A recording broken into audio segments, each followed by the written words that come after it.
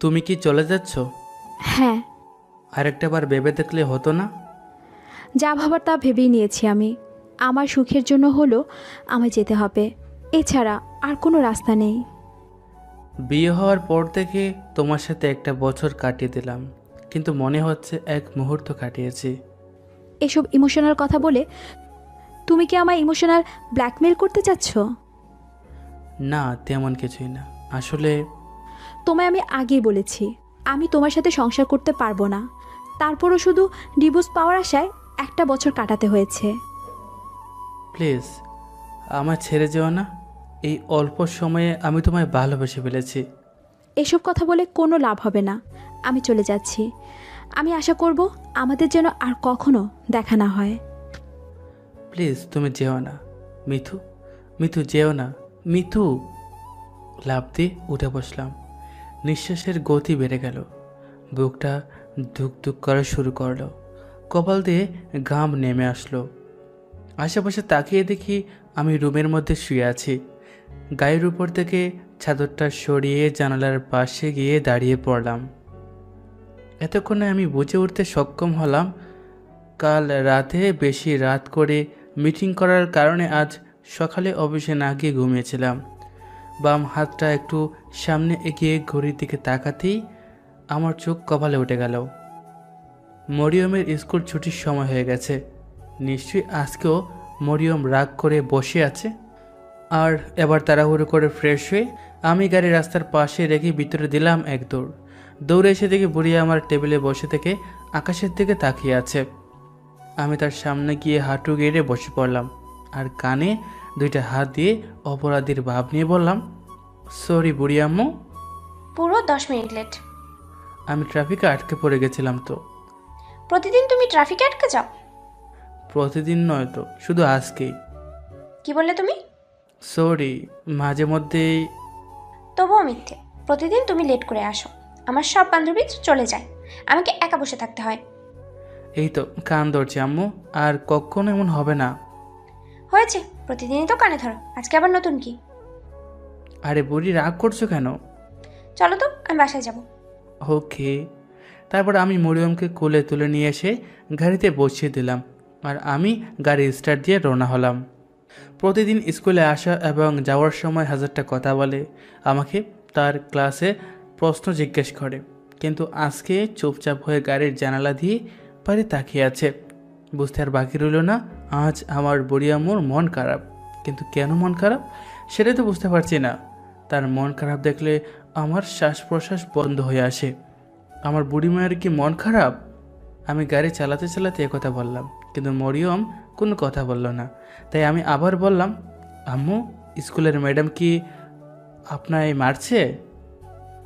Madam আমায় কেন মারবে? আমি কি পড়া পারি না নাকি? তাহলে আপনার মন খারাপ কেন?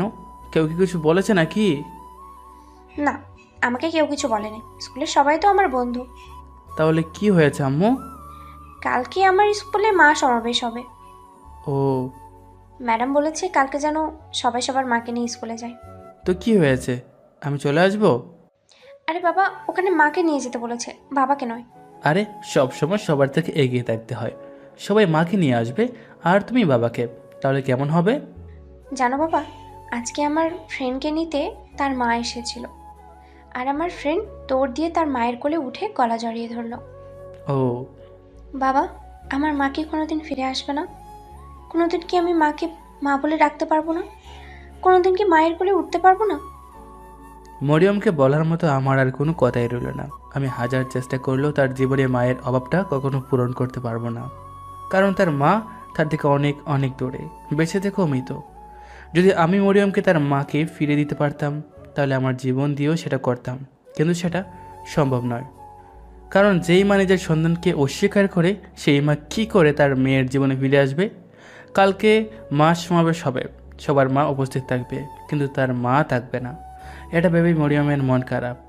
হাজার চেষ্টা করেও আমি মরিয়মের মায়ের অভাবটা পূরণ করতে পারলাম না। তার মনে সারা জীবন একটা দুঃখ থেকে যাবে, এটা ভেবেই আমার চোখে পানি চলে আসলো। এমন সময় মরিয়ম তার ছোট্ট ছোট্ট হাত দিয়ে আমার গলা জড়িয়ে ধরে বলল, আমার মা নেই তো কি হয়েছে, তুমি তো আছো, তুমি আমার সুইট বাবা। আর তুমি আমার বুড়ি মা। এই বলে আমি আর মরিয়ম কথা বলতে বলতে বাসার দিকে রওনা হলাম। আমি একটু পরপর মরিয়মের দিকে তাকাচ্ছি। মেয়েটা ছোটো হলেও তার ধৈর্য এবং সাহস অনেক, একদম তার মায়ের বিপরীত। সবাইকে আপন করে নিয়ে বাঁচতে চায়, সবাইকে খুশি দেখতে চায়। মরিয়মের কথা শুনলে কেউ বলবে না যে এটা 7 বছরের একটা মেয়ে। তার কথা একদম বুড়ি মানুষের মতো, তাই তো আমি তাকে আমার বুড়ি আম্মু বলে ডাকি। মরিয়ম আমার বেঁচে থাকার একমাত্র অবলম্বন। মরিয়ম ছাড়া পৃথিবীতে আমার আর কেউ নেই, সেই আমার পৃথিবী। মরিয়ম হচ্ছে আমার একমাত্র কলেজার মেয়ে। নিজের জীবনের চেয়েও তাকে বেশি ভালোবাসি আমি। ছোটোবেলায় নিজের মাকে হারিয়েছে, আমি কখনো তাকে তার মায়ের অভাবটা বুঝতে দেই নাই। তাকে মায়ের আদর এবং বাবার ভালোবাসা দিয়ে বড় করেছি, কিন্তু মা তো মাই হয়। আর সেজন্য হয়তো আমি মরিয়মের মায়ের অভাবটা পুরোপুরি পূরণ করতে পারিনি। মাঝে মধ্যে যখন মরিয়মের মায়ের কথা মনে হতো, তখন রুমে গিয়ে একা একা বসে থাকতো, কিন্তু তার মন খারাপ দেখলে আমার দুনিয়া উলট পালট হয়ে যেত। এটা মরিয়ম খুব ভালো করে জানে, কিন্তু ছোটো মানুষ যখন খুব মনে পড়ে তখন তো একটু মন খারাপ করে। আমার নাম শাকিল মাহমুদ, একটা ছোটোখাটো বিজনেস করি। ছোটোখাটো বলতে শহরে কয়েকটা সেরা বিজনেসম্যানের লিস্টে আমার নাম অবশ্যই রয়েছে। কয়েক বছর আগে আমার কিচ্ছু ছিল না, কিন্তু এখন আমার কোনো কিছুর অভাব নেই। দুনিয়াটা খুব আজব, যে কখন কোথায় গিয়ে দাঁড়িয়ে যায় কেউ বলতে পারে না। আমিও সেই একই রকমভাবে এখানে এসে দাঁড়িয়ে গেছি। বর্তমানে আমার জীবনের একটাই লক্ষ্য, আমার মেয়েকে আমি কোনো কিছুর অভাব বুঝতে দেব না, তাকে অনেক বড় করব। আমার মেয়েও পড়াশোনায় অনেক মনোযোগী, সেজন্য স্কুল একদিনও মিস করবে না। আমার যতই কাজ থাকুক না কেন, প্রতিদিন আমাকে নিজে এসে মরিয়মকে স্কুলে রেখে যেতে হবে, আবার স্কুল শেষে তাকে নিয়ে বাসায় যেতে হবে। এটা আমার বুড়ি মায়ের আদেশ। তো এসব ভাবতে ভাবতে আমরা আমাদের বাসায় চলে আসলাম। গেট দিয়ে ভিতরে গিয়ে গাড়ি দাঁড় করালাম, তারপর মরিয়মকে খুলে করে নিয়ে বাসার ভিতরে গেলাম। এমন সময় আমার ফোনটা বেজে উঠল। আমি ফোনটা বের করে দেখি আমার পার্সোনাল অ্যাসিস্ট্যান্ট রিয়া কল দিয়েছে। হ্যাঁ রিয়া, বলো। স্যার, আপনি কোথায়? আমি বাসায় আছি। কেন, কোনো সমস্যা হলো নাকি? তেমন কোনো সমস্যা না, আসলে একটা কোম্পানি থেকে ডিল এসেছে, আপনার থাকাটা অনেক জরুরি। তোমায় আমি কি বলে আসছি? তোমায় আমি তো বললাম আমি এখন বাসায় যাব। আমার অনুপস্থিতিতে তুমি একটু সামলে নাও। সেটা তো জানি, কিন্তু স্যার আপনার থাকা অত্যন্ত গুরুত্বপূর্ণ। আমার মেয়ের থেকে গুরুত্বপূর্ণ আর কেউ না, তুমি ডিলটা ক্যান্সেল করে দাও। কিন্তু স্যার। যা বলছি তাই করো। Okay sir. তুমি থাকো, আমি খাওয়া দাওয়া করে আসছি। Okay sir. এরপর ফোনটা কেটে দিলাম আর মরিয়মকে নিয়ে রুমে এসে ওর জামা কাপড় খুলে গোসল করে দিলাম। একসঙ্গে মা ছেলে বসে খাওয়া দাওয়া করলাম। খাওয়ার সময় বসে অনেক গল্প করলাম, অনেক মজা করলাম। খাওয়া দাওয়া শেষ করে মরিয়মকে তার রুমে এনে শুয়ে দিলাম, আর করিম চাচাকে বললাম যেন মরিয়মের খেয়াল রাখে। করিম চাচা এখানে কাজ করে। আসলে যারা এখানে কাজ করে তারা কাজের লোক হিসাবে এখানে থাকে না, এখানে তারা নিজের পরিবার হিসেবে দেখে। আম্মু, এবার তুমি ঘুমিয়ে যাও, আমি অফিসে যাই, কেমন? আমিও যাব। না আম্মু, আমার অফিসে অনেক বড় হাতি আছে, ওরা ছোট্ট বাচ্চাকে একদম দেখতে পারে না। ছোট্ট বাচ্চা দেখলেই রেগে একদম লাল হয়ে যায়। না, তবুও আমি যাব। আম্মু, জেদ করা কিন্তু ভালো নয়। আমি কাজ শেষ করে আবার চলে আসব। ওকে। আমার লক্ষ্মী আম্মু। একথা বলে মরিয়মের কপালে একটা পাপ্পি দিয়ে উঠে বাইরে চলে আসলাম, আর করিম চাচাকে আবার বলে আমি গাড়ি নিয়ে সোজা অফিসে চলে আসলাম। Hi sir. কি খবর রিয়া? স্যার, অনেক চেষ্টা করে লোকটাকে রেখেছি, আপনার জন্য সে বসে আছে। তুমি? স্যার, আমি জানি আপনি রাগ করবেন, কিন্তু আপনি তো বলেন এই কোম্পানি আমাদের সবার পিতামাতার মতো, এর উপর দিয়েই আমাদের জীবন চলে, তাহলে আমি সন্তান হয়ে বাবা মায়ের ক্ষতি কী করে চাই? তুমি খুব ভালো করে মন বোলাতে পারো। জি স্যার। কোথায় তারা? তারা এই মুহূর্তে মিটিং রুমে বসে আছে। আচ্ছা চলো। তারপর আমি আর রিয়া সেই মিটিংয়ে যোগ দিলাম, সবার সাথে পরিচিত হলাম। আপনার নাম নিশ্চয়ই Rocky? G, Rocky group of কোম্পানির একমাত্র মালিক। কিন্তু আমার জানা মতে এটা তো অন্য কেউ পরিচালনা করত। জি, আমার অনুপস্থিতিতে অন্য একজন পরিচালনা করত। আপনার অনুপস্থিতি কেন? আমার মনে হয় এসব পার্সোনাল ব্যাপারে না গেলেই ভালো হয়। হ্যাঁ, ঠিক বলেছেন। এবার আপনাদের কথা বলতে পারেন। দেখুন, শহরের একটা খুব ভালো পজিশনে থাকা এই জনতা গ্রুপ অফ কোম্পানি, আর সেজন্য আমি চাই আপনি আমাদের সঙ্গে পার্টনারশিপ করেন। আপনি চান মানে? আপনি কি আমাকে অর্ডার দিচ্ছেন? যেটা মনে করেন, কিন্তু আমাদের সাথে হাত মেলালে আপনাদের কোম্পানিরই উপকার হবে। দেখুন মিস্টার রকি, কোম্পানি যেহেতু আমাদের, তাই এর ভালো মন্দ বিচার করার দায়িত্ব আমাদের। এই ব্যাপারে আপনার না গেলেই ভালো হয়। আপনি কিন্তু আমায় অপমান করছেন। যেটা মনে করেন। মিস্টার শাকিল, এই রকি কখনো কারো কাছে হাত পাতে নাই, কিন্তু তোর কাছে এসেছিল তোর ভালোর জন্যই। আমাদের মতো বড় কোম্পানির সাথে হাত মিলালে তোদের কোম্পানির উন্নতি হবে। আপনাদের বড় কোম্পানি নয়, আমাদের বড় কোম্পানি, আর সেজন্য আপনি এখানে। লাগবে না তোর পার্টনারশিপ, আমি নিজেই সবকিছু করতে পারি। শুভকামনা রইল। এই তোরা চল। আমাদের অফিসের বাইরে কয়েকটা পাগলা কুকুর আছে, সাবধানে যান কিন্তু। আমি কথা বলে একটু মুচকি হাসলাম, আর রকি তার দলকে নিয়ে সেখান থেকে চলে গেল। রকি চলে যাওয়ার পর আমি তাকিয়ে দেখি রিয়া আমার দিকে এক দৃষ্টিতে তাকিয়ে আছে। মনে হচ্ছে আমার এক্ষুনি খেয়ে ফেলবে। কি হয়েছে, এমন করে তাকিয়ে আছো কেন? স্যার, এটা আপনি কি করলেন? তুমি তো নিজের চোখে দেখলা। আপনি ওদের অপমান করে তাড়িয়ে দিলেন কেন? তুমি তো জানো আমি কোনো কারণ ছাড়া কোনো কাজ করি না। সেটা তো জানি, কিন্তু কোনো কিন্তু নয়। আরেকটা কথা, আপনি এই রকিকে চিনলেন কি করে? ওর সাথে আমার অনেক দিনের চেনা জানা। ওকে কি করে ভুলি বলো? ওকে তো আমি প্রতিটা রাতই মনে করি। আপনি কি বলছেন? আমি তো কিচ্ছু বুঝতে পারছি না। তুমি এসব বোঝাশোনা বাদ দাও, আর একটা কাজ করো। কি? এই রকির বর্তমান অতীত সমস্ত ডিটেলস বের করো। Okay sir. হ্যাঁ, আর কালকের প্রজেক্টের ফাইল নিয়ে আমার কেবিনে আসো। Okay sir. তারপর আমি সেখান থেকে উঠে আমার কেবিনে চলে আসলাম। চেয়ারে বসে ফোনটা বের করে করিম চাচাকে ফোন দিলাম। করিম চাচা, হ্যাঁ বাবা, বলো। মরিয়ম কি ঘুমিয়ে গেছে? হ্যাঁ বাবা, মরিয়ম দাদু ঘুমিয়ে গেছে। আচ্ছা, তাহলে ফোন রাখছি। আমি ফোন কেটে দিলাম। আমার এই পথ চলার শুরুতে দুজন মানুষের অবদান অনেক। ছোটো মেয়েটা নিয়ে আমি একা হয়ে গিয়েছিলাম, আর সেই সময় আমার বাবার মতো খুঁটি হয়ে পাশে দাঁড়িয়েছিল এই করিম চাচা। নিজের ছেলের মতো সাহায্য করে এসেছে। আর দ্বিতীয় হচ্ছে রিয়া। আমার জীবনের লক্ষ্য বলতে কোনো কিছু ছিল না। কি করব, কি খাবো, কিছুই বুঝতে পারতাম না। আর সেই সময় আমার পাশে পেয়েছিলাম এই রিয়া নামের মেয়েটাকে। একদম শুরু থেকে সে আমার সাহায্য করে এসেছে। অফিসের ভিতর বস হিসাবে আর অফিসের বাইরে ভাইয়া হিসাবে আমার সম্মান করেছে এবং এখনও করে। আমাকে সে বড় ভাইয়ের মতো ভালোবাসে, সম্মান করে, আর আমিও তাকে আমার আদরের ছোট বোনের মতো দেখি। তার ভিতরে আমি আমার মায়ের কিছু ভালো ভালো দিক লক্ষ্য করি। আসতে পারি স্যার? হঠাৎ এমন কথা শুনে আমি চমকে উঠলাম। সামনে তাকে দেখি রিয়া দাঁড়িয়ে আছে। আরে দাঁড়িয়ে আছো কেন? ভিতরে এসো। জি স্যার। হুম, কালকে সমস্ত ফাইল নিয়ে এসেছি। দাও। আমি রিয়ার হাত থেকে সব ফাইল নিলাম, একটা একটা করে সব কিছু চেক করলাম। আমি জানি রিয়ার কাজে কখনো ভুল হবে না, কিন্তু তবুও মানুষ মাত্রই তো ভুল। তো এসব অফিসের কাজ করতে করতে বিকেল হয়ে গেল। আমি বসে থেকে ফাইলে স্বাক্ষর করছিলাম। এমন সময় আমার ফোনটা বেজে উঠল। ফোন দিকে তাকিয়ে দেখি করিম চাচার ফোন। আমি ফাইল রেখে কল রিসিভ করলাম। হ্যাঁ চাচা, বলেন। বাবা, মরিয়ম দাদু ঘুম থেকে উঠে গেছে আর তোমার কাছে যাওয়ার জন্য জেদ করতেছে। আমার হাতে তো অনেক কাজ আছে। আচ্ছা, আপনি মরিয়মকে ফোনটা দেন। আচ্ছা। বাবা, হ্যাঁ আম্মু, কি হয়েছে? আমার ভালো লাগছে না। কেন আম্মু? এমনি। আম্মু, কালকে তো তোমার স্কুলে যেতে হবে, সেজন্য কালকের কাজটা আজকেই করছি। না না, আমি তোমার কাছে যাব। আচ্ছা, কান্না করো না। তোমার রিয়া আন্টি যে তোমার নিয়ে আসতেছে। ওকে। একদম কান্না করবে না, ওকে? ওকে। এরপর আমি ফোন কেটে দিলাম আর রিয়াকে ডাক দিলাম। হ্যাঁ স্যার, বলেন।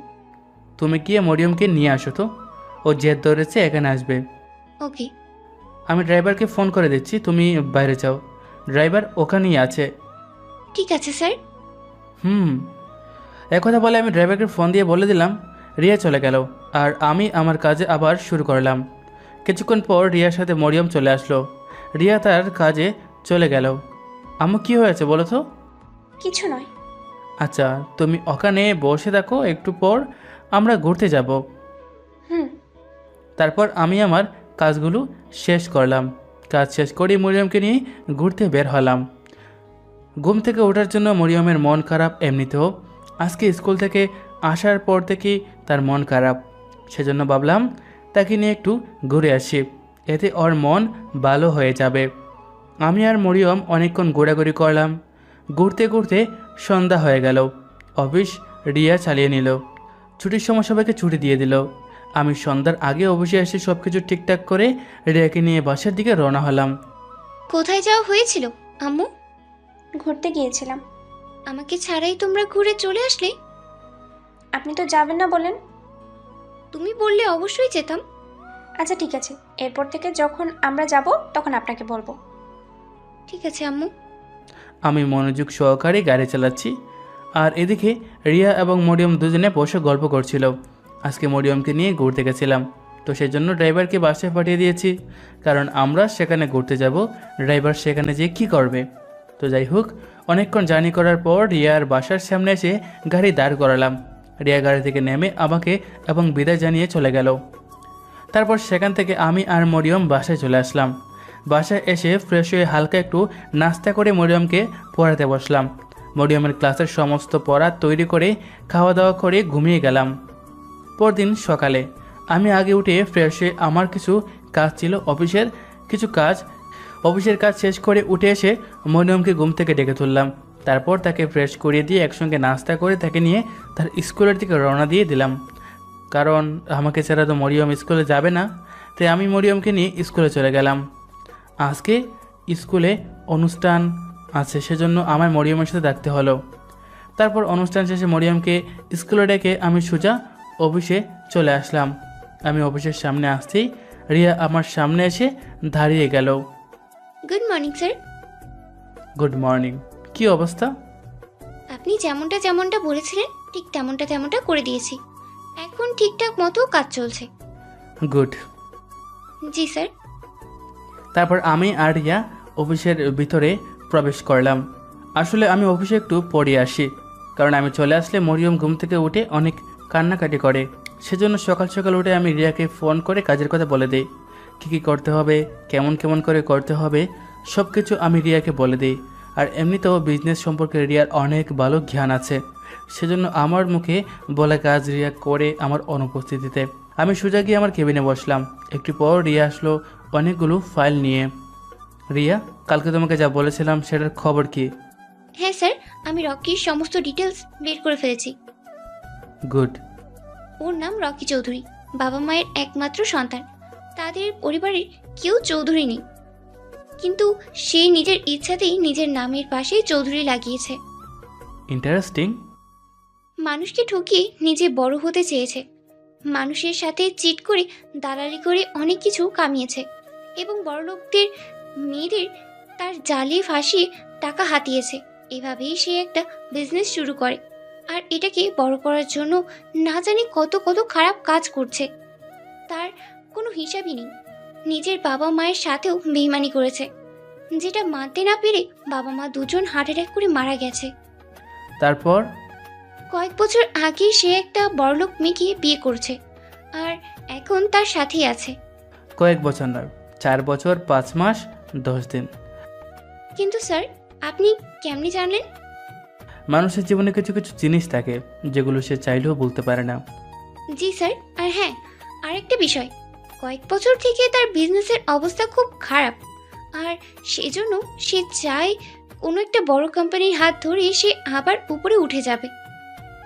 মানুষ যদি নিজের যোগ্যতায় উপরে ওঠে, তাহলে তাকে নামানো দুনিয়ার কারো পক্ষে সম্ভব নয়। আর যদি চিট করে 2 নম্বরই করে উঠে, তাহলে কখন যে উষ্টে মারিতে এসে পড়বে এটা কেউ বলতে পারবে না।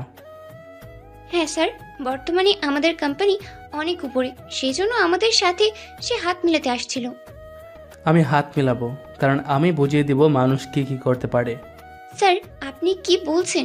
আমি তো কিচ্ছু বুঝতে পারছি না। আর রকি তো চলে গেছে, কালকে আপনার সাথে রাগারাগি করে চলে গেল। কে আসবে? আবার আসবে, তাকে আসতেই হবে, কারণ এখন সময় আমার হিসাব অনুযায়ী সময় চলবে। কিসের সময়? আমি তো কিচ্ছু বুঝতে পারছি না, সব গুলিয়ে যাচ্ছে। দূর, আরেকটা কথা তো মনে হয়নি, রকির বিজনেস এখানে। রকির বিজনেস ছিল 2টা, সে 2টা বিজনেস চালাতো। একটা এখানে যেটা তার চাচাতো ভাই পরিচালনা করতো, আর একটা কক্সবাজারে যেটা রকি নিজে চালাতো। কক্সবাজারে একসঙ্গে কয়েকবার লস খায়, যার জন্য সে 2 নম্বর কাজ শুরু করে, আর সেটা পুলিশের কাছে জানাজানি হয়ে যায়, আর আদালত থেকে সেটা বন্ধ করে দেয়। সেজন্য সে এখন তার দ্বিতীয় বিজনেসটা সামলানোর জন্য এখানে চলে আসে। স্যার, আপনি এত কিছু কি করে? এখানে আমরাই তার কোম্পানির সাথে টেক্কা দিয়ে উপরে উঠে যাই, আর সেজন্য রকি প্ল্যান করে আমাদের সাথে হাত মেলানোর নাম করে পিছনের থেকে আঘাত করবে। ও, এবার বুঝেছি আমাদের কোম্পানির সাথে কেন হাত মেলাতে চায়।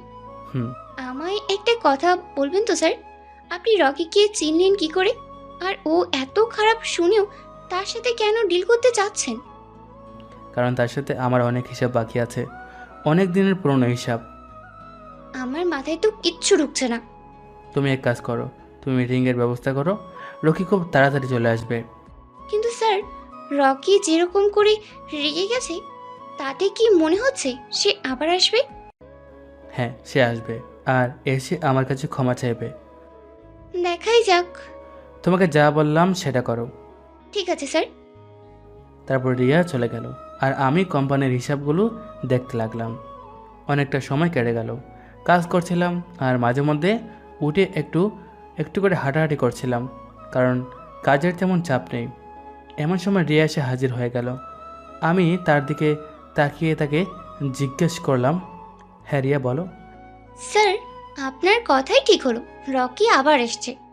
আমি জানতাম সে আসবে, তাকে আসতেই হবে। জি স্যার, তারা আপনার জন্য মিটিং রুমে অপেক্ষা করছে। আচ্ছা চলো। তারপর আমি আর রিয়া মিটিং রুমে চলে আসলাম। এসে দেখি রকি আর কয়েকজন লোক বসে আছে। আমি গিয়ে সামনের চেয়ারে বসে বাম পায়ের উপর ডান পা তুলে দিলাম। এটা দেখে রকি আমার দিকে এক দৃষ্টিতে তাকিয়ে আছে। আপনারা আবার এসেছেন? কি কাজে? না মানে আবার রাগ দেখাতে আসছেন নাকি? তখন রকির পাশ থেকে একটা বয়স্ক লোক রকিকে আস্তে করে ধাক্কা দিল। এবার রকি আমু আমু করতে করতে বলল, আসলে আমরা আবার এসেছি, তার কারণ হলো আমরা সরি বলতে এসেছি। আরে কি বলছেন? সরি বলার জন্য এসেছেন? আরে রিয়া শুনছো, এরা কি বলতেছে? এরা নাকি সরি বলার জন্য এসেছে। জি স্যার।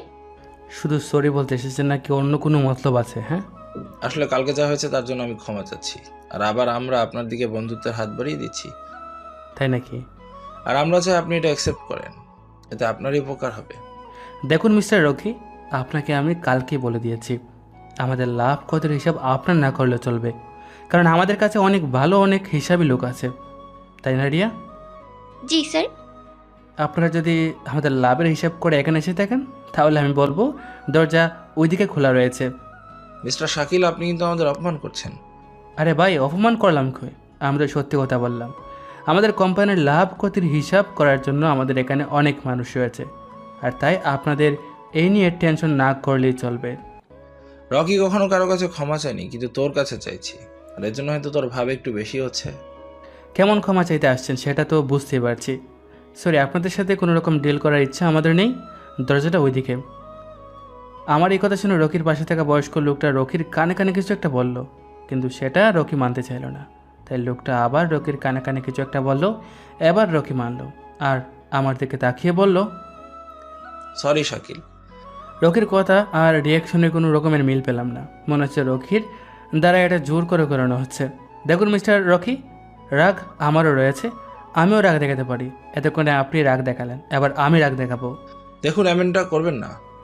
আমি খেয়াল করলাম হঠাৎ করে রকির ব্যবহার পাল্টে গেল। বুঝতে আর বাকি রইল না তারা ভিতরে ভিতরে প্ল্যান করে রেখেছে, কিন্তু আমি কিসে কম। এই ডিল কখনো হবে না। এবার আপনারা আসতে পারেন। মিস্টার শাকিল, এমনটা করবেন না প্লিজ। আপনার সাথে আর কখনো খারাপ ব্যবহার হবে না। আপনায় আমরা অনেক সম্মান করব।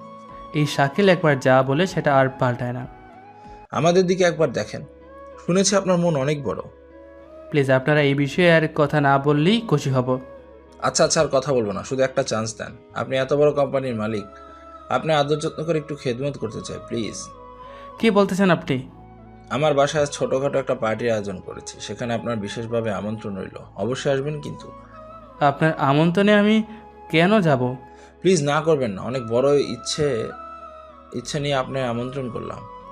রিয়া দেখো তো আজকে কোনো কাজ আছে নাকি? স্যার, আজ রাতে কোনো কাজ নেই।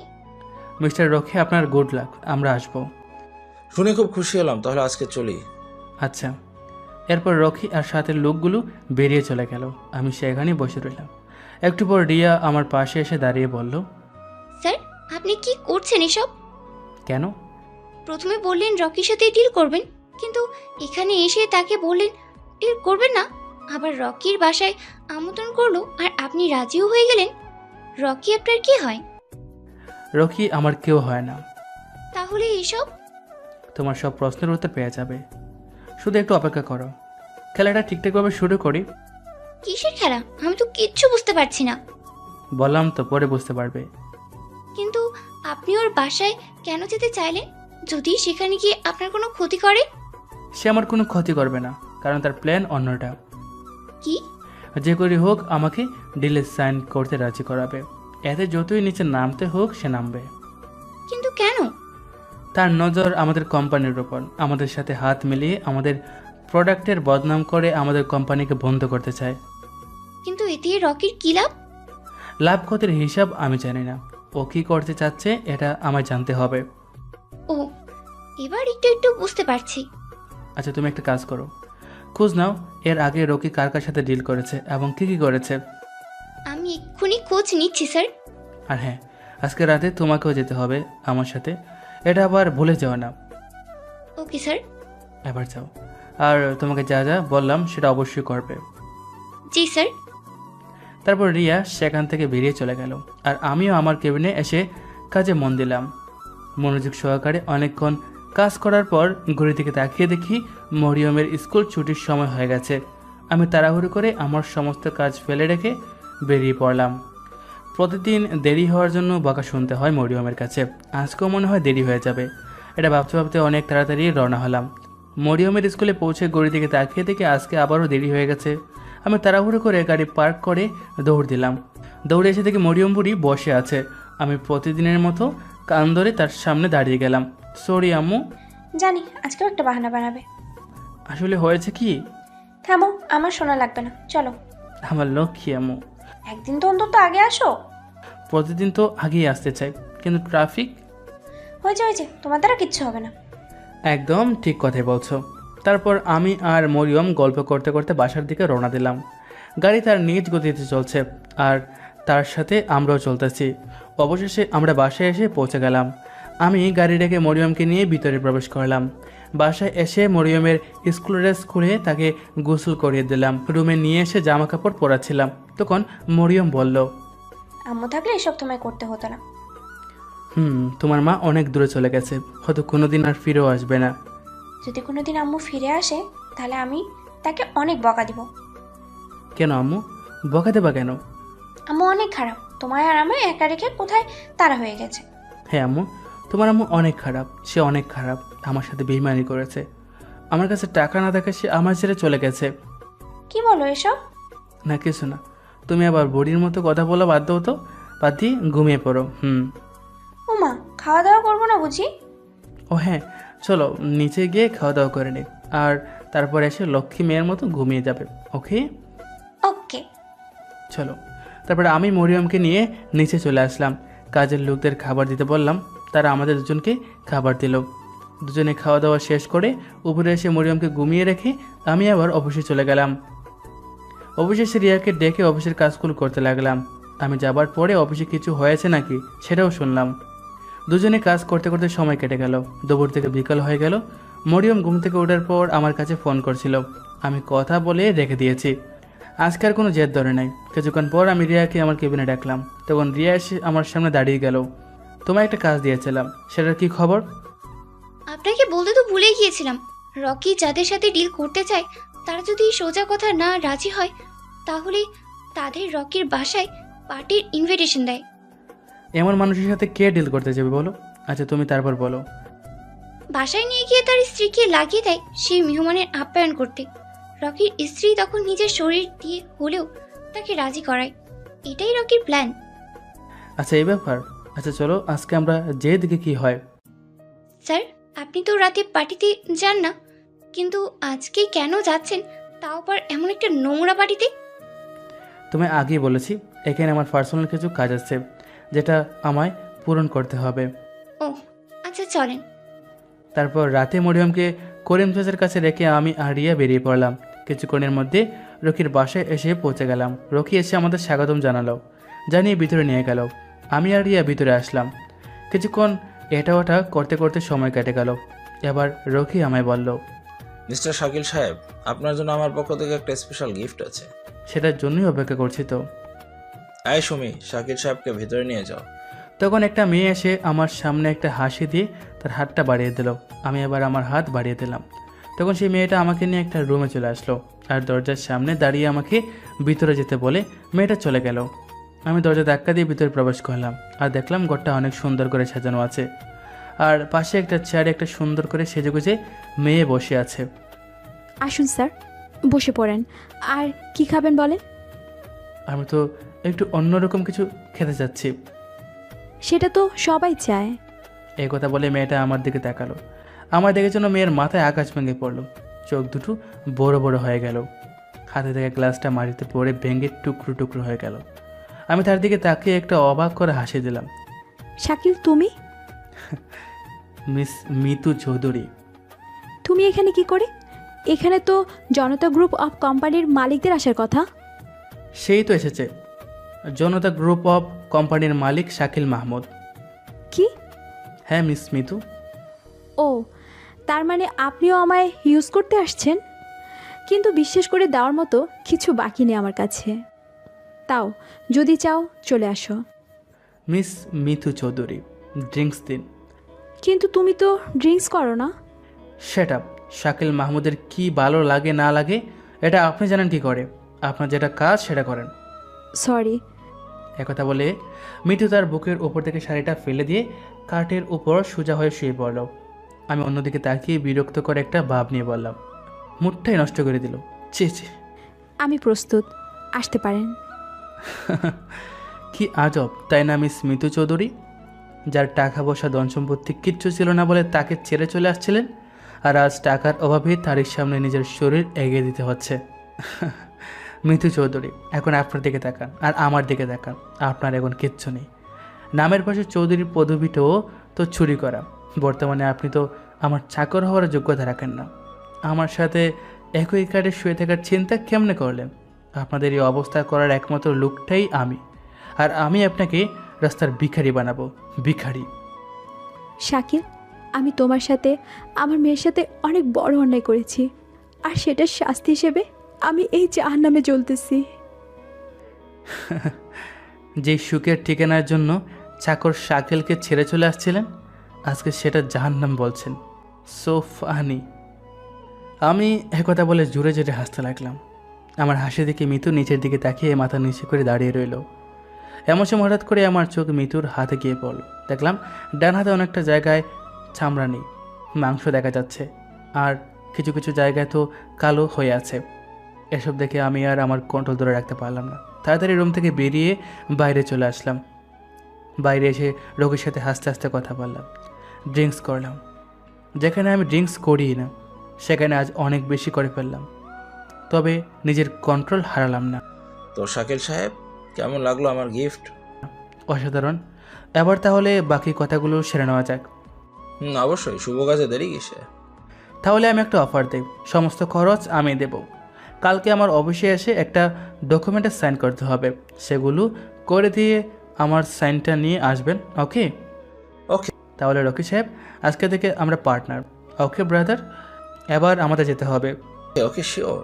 তারপর আমি আরিয়া সেখান থেকে বেরিয়ে এসে গাড়িতে উঠে বসলাম। ড্রাইভার গাড়ি স্টার্ট দিয়ে রওনা দিলাম। স্যার, আপনি কি করলেন এটা? আপনি মুহূর্তের মধ্যে কি করে পাল্টে গেলেন? রকির স্ত্রী আপনায় পাল্টে দিল নাকি? রিয়া, তুমি জানোই আমি কোনো কারণ ছাড়া একটি কাজও করি না। কিন্তু আপনি ওই বদমাইশটার সাথে হাত মিলালেন কেন? আর সমস্ত কিছুর খরচও দিতে ওয়াদা করলেন? কারণ ওর জালে ওকে ফাঁসানোর জন্য। মানে? পরে ঠিক বুঝতে পারবে। আর আমি ওর স্ত্রীর সাথে কিচ্ছু করে নাই। আমি এতটাও নিজ মনের মানুষ নয়। সেটা তো আমি জানি ভাইয়া, কিন্তু তোমাকে আমি বলে দিই, আমার প্রধান শত্রু হচ্ছে রকি আর তার স্ত্রী। আমার এই জনতা গ্রুপ অফ কোম্পানি চালু করার পেছনে এরাই কারণ ছিল। শহরে যেদিন পা রাখছিলাম সেদিন ঠিক করছিলাম রকি আর মিস মিতুকে আমি রাস্তায় নামিয়ে ছাড়ব। এই জন্য আমি এই বিজনেস শুরু করি। অনেক প্ল্যান করে, অনেক চেষ্টা করে এখান থেকে আমি রকির কক্সবাজারের ব্যবসার সাথে কন্ট্রাক্ট করি আর বুদ্ধি কাটিয়ে সেটা বন্ধ করাই। এদিকে তো আমি রকির এই কোম্পানির আগে এমনিতেও ছিলাম। আমি জানতাম রকি আমার কাছে আসবে, তাই আমি অপেক্ষা করি। আর রকি ঠিকই আসে। তখন থেকে আমার প্ল্যান আবার শুরু করি। এসব কিছু আমায় না জানি এতদিন করছিলেন? সেটার জন্য সরি। ঠিক আছে, এরপরের প্ল্যান কি? রকির কাছ থেকে সব কিছু কেড়ে নেওয়া এবং তাকে আমার হাতেই মৃত্যু দেওয়া। কেমন করে করবেন এসব? সব প্ল্যান করে আছে। তারপর আমি আর রিয়া কথা বলতে বলতে বাসার সামনেই পৌঁছে গেলাম। রিয়াকে বাসায় রেখে আমি আমার বাসায় চলে আসলাম। বাসায় এসে ফ্রেশ হয়ে মরিয়মের কাছে গিয়ে দেখি বুড়িটা ঘুমাচ্ছে। আমি তার পাশে বসে তার মাথায় হাত বুলিয়ে দেই। পরদিন সকালে উঠে ফ্রেশ হয়ে আমি নাস্তা করে মরিয়মকে ডেকে তুলে নাস্তা একসাথে করে তাকে নিয়ে তার স্কুলে পৌঁছে দিয়ে আমি অফিসে চলে আসছি। অফিসে এসে কিছুক্ষণ পর রকি চলে আসে। আমি তার সামনে কয়েকটা ডকুমেন্ট এগিয়ে দেই। সে হাসতে হাসতে সেগুলোতে স্বাক্ষর করে দেয়। এবার আমিও কথা মতো ডিল কনফার্ম করে দেই। তারপর থেকে রকি আমাদের সাথে পার্টনারশিপে যোগ দেয়। অফিসে বসে আমি কাজ করছিলাম, তখন রিয়া আসলো আমার কেবিনে। আর তার হাতে একটা চিঠি ছিল। আমার হাতে কাজ ছিল বলতে তাকে চিঠিটা জুড়ে জুড়ে পড়তে বললাম। ঠিক আছে স্যার, আমি পড়ছি। প্রিয় শাকিল, আমি এখানে আসার পর থেকে প্রতিটি মুহূর্ত অনুভব করেছি আমি কত বড় ভুল করছি, তোমার সাথে কত বড় অন্যায় করছি। সেটার শাস্তি আমি এখনো পেতেই আছি। তোমায় দেখে আমার মধ্যে কি যেন একটা মিথ্যে আশা জাগে, কিন্তু তোমায় সব কিছু বলতে না পেরে আমার বুকটা যেন ফেটে চুরমার হয়ে যাচ্ছিল। তাই চিঠিতে লিখলাম। জানি তোমার বিশ্বাস হচ্ছে না, কিন্তু তোমার কথাই ঠিক ছিল। রকি একটা জানোয়ার, মানুষ নামে একটা হিংস্র পশু। তুমি জানো, এই জানোয়ারটা শুধু আমায় ব্যবহার করার জন্য বাঁচিয়ে রাখছে। যখন তার প্রয়োজন হয় আমার উপর হিংস্র পশুর মতো ঝাঁপিয়ে পড়ে। আমার সুবিধা ও অসুবিধা কিছুই দেখে না। এতেও সে শান্ত হয় না। তার যত বন্ধু বান্ধব আছে সবার কাছে আমায় বিলিয়ে দেয়, যেন তার ব্যবহার করা আমি একটা পোশাক মাত্র। আমায় সবাই মিলে কুত্তার মতো চিড়ে চিড়ে খায়। আর অফিসের কাজে আসা সমস্ত বড় বড় কোম্পানির মালিকরা এসে আমায় ইউজ করে। আমি যেদিন কিছুতেই পারি না, সেদিন রকি আমার উপর অনেক অত্যাচার করে। কখনো গরম কড়াই হাতে ঠেস ধরে, আবার কখনো মারতে মারতে অজ্ঞান করে ফেলে। আমি আর পারছি না এই শাস্তি মেনে নিতে, কিন্তু তবু অপরাধ যখন করছি শাস্তি তো পেতেই হবে। জানি না আমি কেন চিঠিটা লিখলাম, তবে একটি সুখ অনুভব করতে পারলাম চিঠিটা লিখতে বসে। এটি তোমার অবহেলায় করার পাত্রী মিতু। কথাগুলো শুনে আমার হাত থেকে কলম নিচে পড়ে গেল। চোখ দিয়ে অজান্তেই পানি গড়িয়ে পড়লো। চোখ তুলে তাকিয়ে দেখি রিয়ার দু চোখ ভর্তি পানি। রকি কি মানুষটা কি জানোয়ার? রিয়া, এদের সাথে এমনটা হওয়াই উচিত। যারা বাবা মাকে কষ্ট দেয়, বাবা মার সম্মান নষ্ট করে, তাদের এর থেকে ভয়াবহ শাস্তি পাওয়া উচিত। স্যার, রকি কি আপনি ছাড়বেন না? ওকে এমন কষ্ট দিবেন যাতে মরার পরেও আপনার নাম শুনে ভয় পায়। ওকে আমি শাস্তি কেন দেব? ও তো আমার অর্ধেক কাজ করে দিয়েছে, এখন থেকেও আমার বন্ধু। স্যার কি বলছেন? হ্যাঁ। মিতু আপনার কে হয়? আর কিসের কথা বলছিল? কি অন্যায় আপনার সাথে করছে? আর আপনি ওকে কিসের শাস্তি দিতে চাচ্ছেন? সময় হলে সব জানতে পারবেন। ওকে। রিয়া আর কোনো কথা না বলে চোখ মুছে সেখান থেকে গিয়ে নিজের কাজে মনোযোগ দেয়। এদিকে আমার বুকের ভিতর তো উতাল পাতাল শুরু হয়ে গেছে। এভাবে বেশ আরও অনেকটা দিন কেটে যায়। রকি আর আমার পার্টনারশিপ ভালোই চলছিল। একদিন হঠাৎ করে আমার গোডাউনে পুলিশ এসে হাজির হয়ে যায়। কি ব্যাপার পুলিশ অফিসার? খবর আছে যে আপনাদের গোডাউনে ড্রাগস পাচার করা হচ্ছে, সেজন্য আমরা সরকারি সার্চ ওয়ারেন্ট নিয়ে আসছি। আমার গোডাউনে ড্রাগস কী করে আসবে? প্লিজ শাকিল সাহেব, আমাদেরকে আমাদের কাজ করতে দেন। শাকিল, ওদের কাজ করতে দাও। জানি তো ওরা কিচ্ছু পাবে না। ওকে, তাহলে যা খুশি করেন। এরপর পুলিশরা তাদের কাজ শুরু করে দিল। আমি রকি আর রিয়া পাশে দাঁড়িয়েছিলাম। অনেকক্ষণ পর পুলিশরা আমাদের সামনে আসলো। আমাদের সন্দেহই ঠিক, আপনাদের গোডাউনে ড্রাগস পাচার করা হয়। আমরা এসব পেয়েছি। আমি তাকিয়ে দেখি অনেকগুলো ড্রাগসের প্যাকেট। অফিসার, এসব কারো ষড়যন্ত্র। শাকিল, তোমার গোডাউনে এসব? রকি, তুমি তো কিছু বলো। কি আর বলবো স্যার, আমি নিজের চোখে তো আর মিথ্যা বলতে পারবো না। আমি আপনার সাথে পার্টনারশিপ করছিলাম, কিন্তু আপনি এসবও করেন। কিন্তু এসব তো রকি নামে সিল করা প্রোডাক্টে পাওয়া গেছে। মানে? হ্যাঁ, এছাড়াও আমাদের কাছে যথাযথ প্রমাণ আছে। কিন্তু স্যার এসব মিথ্যা। শাকিল, কিছু বলো। কি আর বলবো স্যার, আমি নিজের চোখে তো আর মিথ্যা বলতে পারবো না। আমি আপনার সাথে পার্টনারশিপ করছিলাম, কিন্তু আপনি এসবও করেন? কিন্তু এসব কি করে সম্ভব? ছোটোবেলায় মনে হয় একটা ইতি কথা শুনোস নাই, অন্যকে বিপদে ফেলার জন্য যে গর্ত খুলেছে নিজের গর্তি পড়ে। তুই প্ল্যান ঠিকঠাক করছিলি, কিন্তু প্ল্যানটা যে কাজ করবে এই বিষয়ে তুই কনফার্ম ছিলি, আর আমি এটাতেই চান্স নেই। বাকিটা পুলিশ অফিসার আমার সাহায্য করে। তার মানে তুই আমায় ফাঁসিয়েছিস? জি না বস, আপনি নিজের জালে নিজে ফেসে গেছেন। তুই আমায় কিচ্ছু করতে পারবি না, আমি টাকার মাধ্যমে আবার ফিরে আসবো। আমার নাম শাকিল, আমি সব কাজ একটু অন্য স্টাইলে করি। প্রথমে শিকড় উপড়িয়ে ফেলি, তারপর গাছের ডাল কাটি। মানে? আরে রে, এত মহান একটা কাজ করে এখন বলে গেলেন বস? ব্যাংকের সমস্ত টাকা এতিমখানার নামে দান করলেন, যাদের থেকে চালাকি করে সম্পত্তি হাসিল করেছিলেন তাদের সব কিছু ফিরিয়ে দিলেন। এখন তো আপনার টাকা বলতে কিচ্ছু নেই। শুনেছিলাম মানুষ দানই মহৎ হতে পারে, আর আজ সেটা দেখলাম। দান করে কত মহান হলেন আপনি বস। স্যালুট বস আপনাকে। এই কথা বলার সঙ্গে সঙ্গে রকি আমার উপর রেগে গেল। তখন পুলিশেরা তাকে টেনে নিয়ে চলে গেল। আমি দাঁড়িয়ে হাসতে লাগলাম। স্যার, আপনি এসব কি করে করলেন?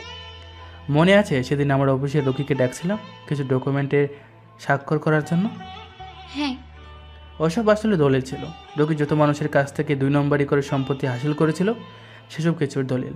এখন সমস্ত সম্পত্তি তাদের আসল মালিকের কাছে, আর ব্যাংকের টাকা এতিমখানার নামে ট্রান্সফার করে দেয়।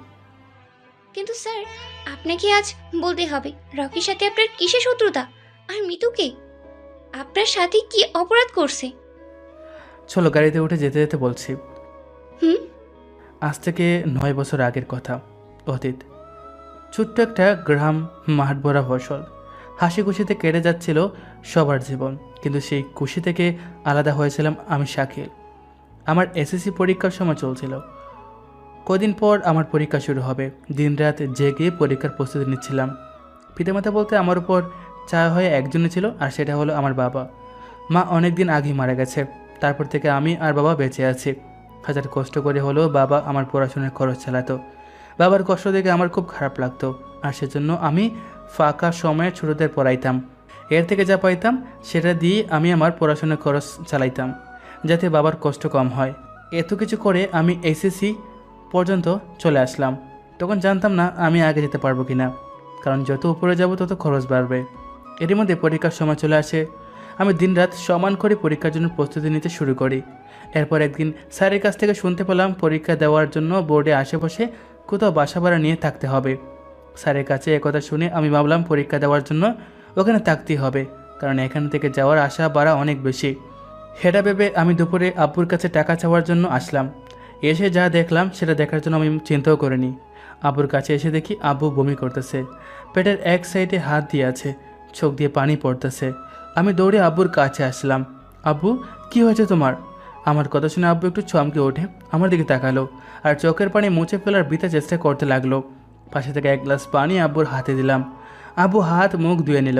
আমি আব্বুকে দূরে নিয়ে এসে খাটের উপর বসিয়ে দিলাম। আব্বু, কি হয়েছে তোমার?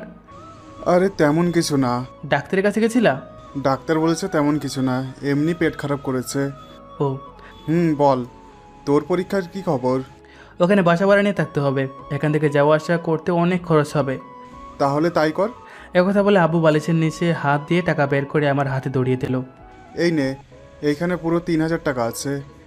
এত টাকা কোথায় পাইছো? মাস শেষ হতে তো এখনো অনেক দিন, এখন তো বেতনও দিবে না। একদম মায়ের মতো প্রশ্ন করতে শিখেছিস। আরে বাবা, এটা আমি ডাক্তারকে দেখাবো বলে রেখেছিলাম। কি বলছো? তাহলে এটা আমায় কেন দিচ্ছ? আমার দরকার নেই, তুমি ডাক্তার দেখিয়ে আসো। আগে আমার কথাটা তো শোন। কোনো কথা শোনার দরকার নেই, এই টাকা নিয়ে বিকালেই তুমি ডাক্তারের কাছে যাবে। আরে বাবা, আমি ডাক্তারের কাছে গিয়েছিলাম, ডাক্তার বলেছে আমার কোনো অসুখ নেই। তাহলে বমি করলে কি জন্য? আসলে ডাক্তার বলেছিল পেটে অনেক গ্যাস আছে, ওইটা বের করলেই আরাম হয়ে যাবে। এখন আমি একদম সুস্থ। সত্যি বলছো তো? হ্যাঁ রে বাবা, হ্যাঁ। আর যা, তুই তোর কাজটা করে ফেল। একটা কথা মনে রাখবি, যেটা অধিকার সেটা তোকে পেতেই হবে। তারপর আমি টাকা নিয়ে সব কিছু ঠিকঠাক করে ফেললাম। ওখানে থাকার সমস্ত ব্যবস্থা হয়ে গেল। এরই মধ্যে পরীক্ষার দিন কাছে গেল। পরীক্ষার আগের দিন বাসা থেকে বেরিয়ে চলে আসলাম। পরের দিন থেকে পরীক্ষা শুরু হয়ে গেল। পরীক্ষা শেষ করে এসে আব্বুর কাছে ফোন করে কথা বললাম। এভাবে কয়েকটা পরীক্ষা শেষ হয়ে গেল। এখন আর আব্বুর সাথে কথা বলি না, কারণ আব্বু নিষেধ করেছে আর বলছে আমি যেন মন দিয়ে পড়াশোনা করি। সেজন্য আব্বুর সাথে আর কথা বলি না। মাঝে মধ্যে একটু মন খারাপ হতো, কিন্তু সেটা তো আমি কিছু মনে করতাম না। দেখতে দেখতে সব পরীক্ষা শেষ হয়ে গেল। এবার আমি বাসার দিকে রওনা দিলাম। সোজা বাসায় চলে গেলাম, কিন্তু বাসায় কেউ নেই। পাশের বাসার আন্টিকে জিজ্ঞাসা করতে সে বলল আব্বু নাকি আজ কয়েকদিন যাবৎ হাসপাতালে আছে। এটা শুনে তো আকাশ ভেঙে আমার মাথার উপর পড়লো। কিছুতে বিশ্বাস হলো না। সঙ্গে সঙ্গে দৌড় দিলাম হাসপাতালে। হাসপাতালে এসে কোনো লাভ হলো না, কারণ আমার বাবার চিকিৎসা গ্রামের হাসপাতালে হয়নি। সেজন্য সবাই তাকে নিয়ে শহরের হাসপাতালে চলে গেছে। এবার তো আমার মন আরও খারাপ হয়ে গেল। আমার আব্বু না জানি কি হয়েছে, নিশ্চয়ই কোনো বড় অসুখ হয়েছে। এমন সময় আমার চাচাতো ভাই আমার কাছে এসে দাঁড়িয়ে গেল। অতঃপর তার সাথে আমি শহরের হাসপাতালে রওনা দিলাম। কিছুক্ষণের মধ্যে এসে পৌঁছে গেলাম। আমি দৌড়ে আব্বুর কাছে যাই। গিয়ে দেখে আব্বু একটা বেডে শুয়ে আছে। আমাকে দেখে তার চোখে পানি চলে আসলো। বাবা তুই এসেছিস? তোর পরীক্ষা কেমন হলো? তোমার কি হয়েছে? তুমি আমায় আগে জানোনি কেন? আগে জানলে তুই কি পরীক্ষা দিতে পারতি? তাই বলে তুমি এভাবে? আমার তো কিছু হয়নি। ডাক্তার কই? আমি ডাক্তারের সাথে কথা বলবো। আরে বাবা তুই শান্ত হ। আমি আব্বুর কোনো কথা না শুনে ডাক্তারের কাছে গেলাম। ডাক্তারের সাথে কথা বলে আমি যা জানতে পারলাম তা জানার জন্য আমি প্রস্তুত ছিলাম না। ডাক্তার আমায় বলল আমার বাবার 2 কিডনি নষ্ট হয়ে গেছে। তার সাথে সাথে আরও অসুখের কথা বলল। তারা আরও বলল আমার বাবা নাকি মাত্র কয়েক ঘন্টার অতিথি। এটা শুনে তো আমার দুনিয়া একদম উলটপালট হয়ে গেছে। পৃথিবীতে আপন বলতে শুধু বাবাই ছিল, এখন সেও আর রইবে না।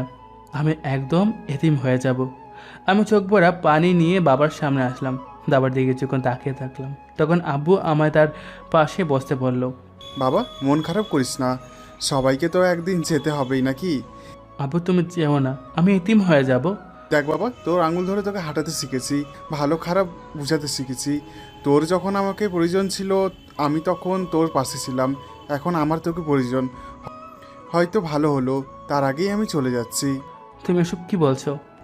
দেখ বাবা, আমি কোনো পড়াশোনা জানি না, সেই জন্য তোকে আর অধিকার আমি দিতে পারিনি তোকে পড়াশোনা করিয়ে বড় করতে। কিন্তু তুই আমার মতো ভুল করবি না, তোকে নিজের পায়ে দাঁড়াতেই হবে, তোর জন্য না হলেও তোর ভবিষ্যতের জন্য। হ্যাঁ আমি দাঁড়াবো, কিন্তু প্লিজ তুমি চেও না। আমার যাওয়ার সময় হয়ে গেছে, দুঃখ একটাই রয়ে গেল, তোকে আমি আর কিছু দিয়ে যেতে পারলাম না। তবে হ্যাঁ, তুই শরীফ চৌধুরীর কাছে যাবি, তাহলেই বেঁচে থাকার রাস্তা পেয়ে যাবি। এমন করে আব্বুর সাথে কথা বলতে বলতে হঠাৎ করে আব্বু বিদায় নিয়ে চলে গেল। আমি আর নিজেকে আটকাতে পারলাম না, অনেকক্ষণ কান্না করলাম। সেই দিনটা আমার কাছে অত্যন্ত কষ্টের দিন ছিল। কষ্টের মধ্যে দিয়ে দিনটা পার করলাম। পরদিন আমি ডাক্তারের কাছ থেকে জানতে পারলাম আমার আব্বু অনেকদিন আগে থেকেই এরকম অসুস্থতায় আক্রান্ত ছিল। টাকার অভাবে চিকিৎসা করেনি এবং কাউকে বলেও নি। আমি পরীক্ষা দিয়ে যাওয়ার কয়েকদিন পর থেকে হাসপাতালে পড়েছিল। আমি পরীক্ষা ঠিকমতো দিতে পারবো না বলে আমার জানাতে দেয়নি আমার আব্বু। এমনকি আমার আব্বু চিকিৎসা করলে সে বেঁচে যেত, কিন্তু অনেক টাকার প্রয়োজন ছিল, আর এই কথা আমার কাছ থেকে লুকিয়ে রাখতে বলছে ডাক্তারকে। এসব শুনে আমার অনেক রাগ হলো নিজের প্রতি। আমার পড়াশোনার জন্য আমার আব্বু মরে গেল, আমি এই পড়াশোনা আর করবই না কখনো। আমার পড়াশোনা করার চালানোর জন্য আমার বাবা মরে গেল চিকিৎসার অভাবে। এই পড়াশোনা আর আমি করবই না, যে পড়াশোনা আমার বাবাকে খেড়ে নিয়েছে। নিস্তব্ধতার মধ্যে দিয়ে কয়েকটা দিন কাটিয়ে দিলাম। বাসা থেকে কোথাও গেলাম না, দিনরাত শুধু বাসাতেই বসে রইলাম। একদিন হঠাৎ করে একটা লোক এসে আমাকে বলল আমাকে চৌধুরী সাহেব ডেকেছে। আমি আর দেরি না করে রওনা হলাম। চৌধুরী সাহেবের বাসায় আমার বাবা কাজ করতো, হয়তো বাবার বিষয়ে কিছু বলবে, নয়তো মাসের বাকি দিনটা আমাকে কাজ করতে বলবে। এসব ভাবতে ভাবতে আমি চৌধুরীর বাসায় এসে হাজির হয়ে গেলাম। চৌধুরীকে দেখে আমি সালাম দিলাম। চৌধুরী সাহেব আমাকে বসতে বলল। চৌধুরী সাহেব, আপনি সম্মানিত লোক, আপনার সামনে আমি একটা ছোট্ট মানুষ বসবো কি করে? সমস্যা নেই, বসো। আমার দাঁড়িয়ে থাকতে কোনো সমস্যা হবে না, আপনি বলেন কি বলতে চান। দেখো বাবা, তোমার বাবা আমার এখানে কাজ করতো, হঠাৎ করে সে চলে গেল। আমি আমার বাবাকে মেরে ফেলেছি। আমি যদি পড়াশোনা না করতাম তাহলে সেই টাকা দিয়ে বাবার চিকিৎসা করতে পারতাম।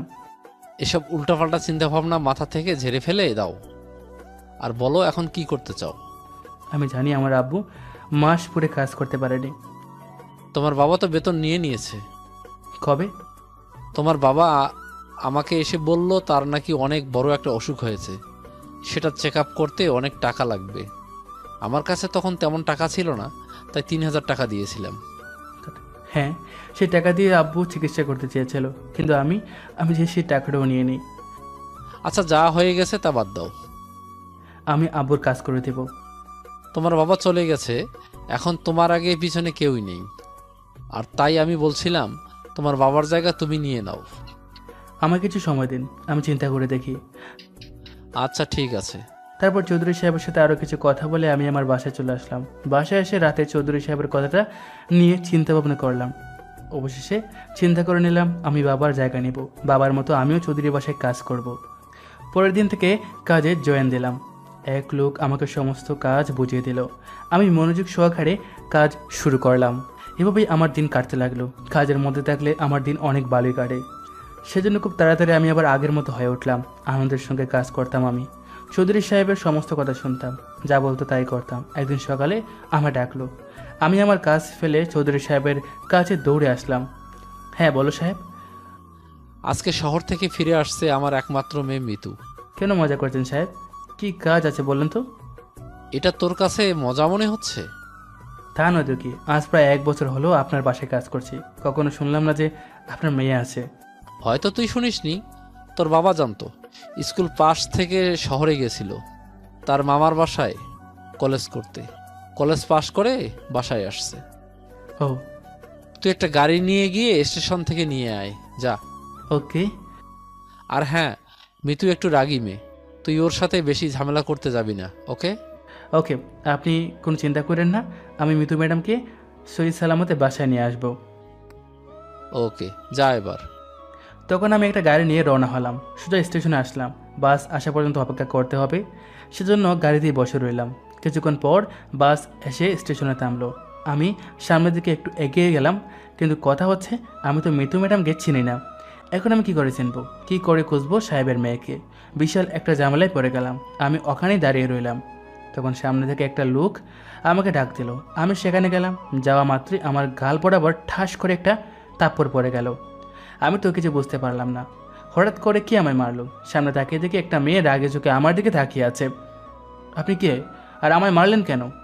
তখন পাশ থেকে লোকটা বলল, এটাই নাকি শরীফ চৌধুরীর একমাত্র মেয়ে মিতু।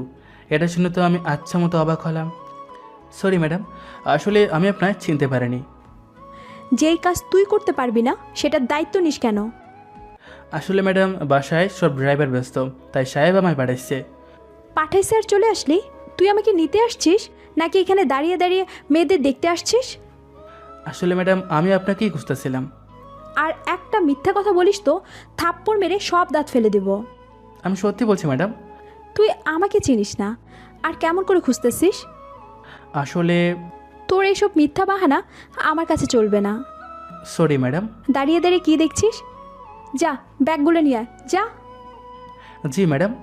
তারপর আমি যে মিতুর ব্যাগ নিয়ে এসে গাড়িতে রাখলাম। তারপর মিতু এসে গাড়িতে উঠে বসলো। এবার আমি গাড়ি স্টার্ট দিয়ে বাসার দিকে রওনা দিলাম। গাড়ি তার নিজ গতিতে চলতেছে।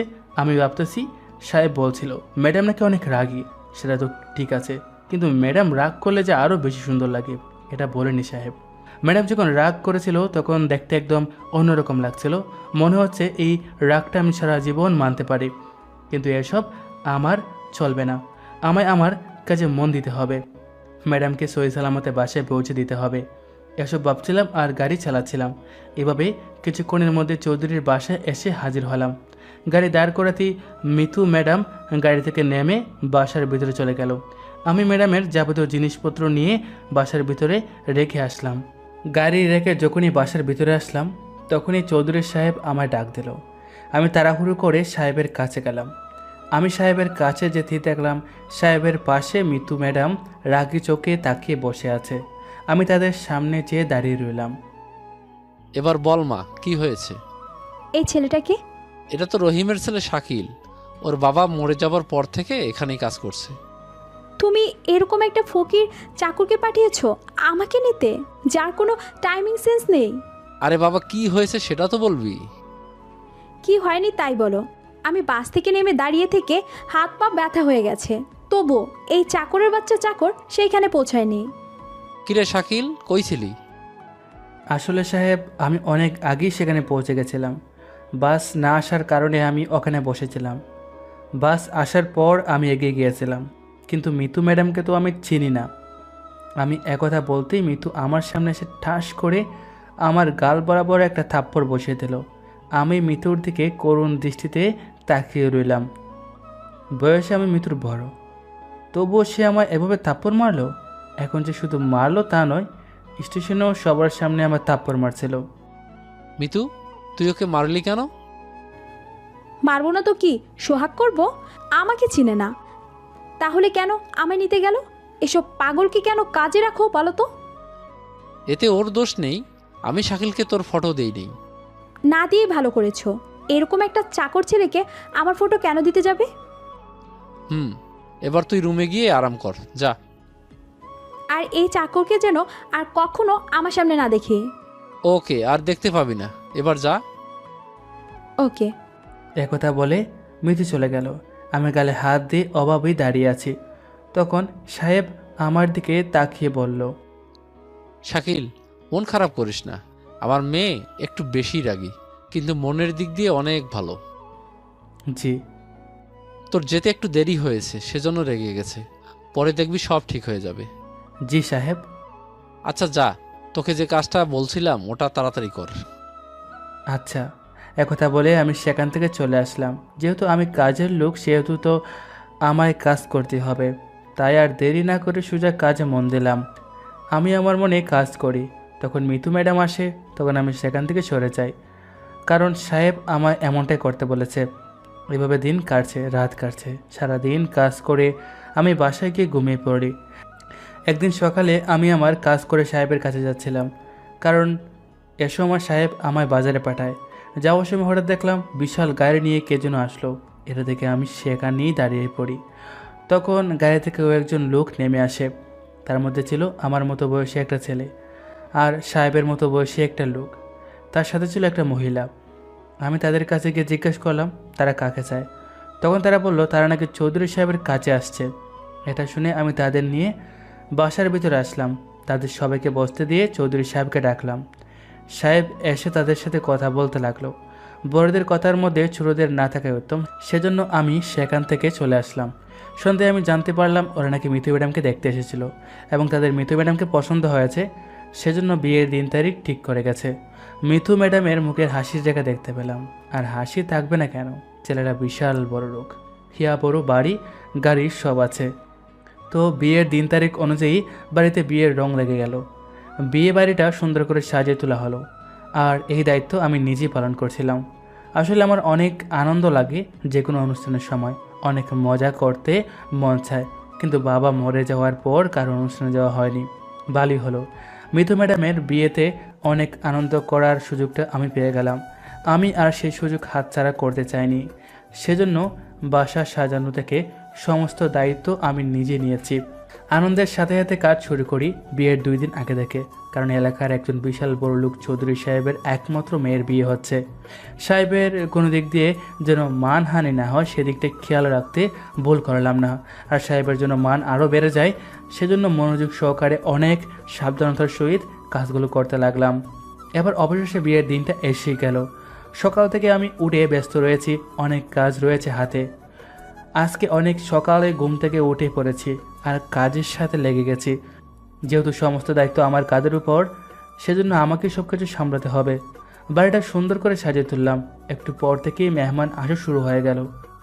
যেসব আত্মীয় ছিল তারা কালকে অনেকেই এসে গেছে। মিঠু ম্যাডামকে সাজানো হচ্ছে একটা রুমে। এদিকে সময় পেরিয়ে যাচ্ছে, অথচ বরের গাড়ি এখনও আসতেছে না। সকল মেহমানরা এসে তাদের আসন গ্রহণ করেছে। অবশেষে মিঠু ম্যাডামকে নিচে নিয়ে আসা হলো। মিঠু ম্যাডামকে একদম পরীর মতো করে সাজিয়ে তোলা হয়েছে, যে কেউ দেখে পাগল হওয়ার কাছাকাছি পৌঁছে যাবে। আমিও মিঠু ম্যাডামকে দেখে নিজের চোখে আর আটকাতে পারলাম না, অপলক দৃষ্টিতে তাকিয়ে রয়েছি। চোখ সরাতে একদম মনে নেই। এমনিতেই মিঠু ম্যাডাম সৌন্দর্যে ভরপুর, তার উপর আবার বিয়ের সাজ, পুরো অন্যরকম লাগছে। মন চাচ্ছে সারা জীবন এভাবেই দেখতে থাকি।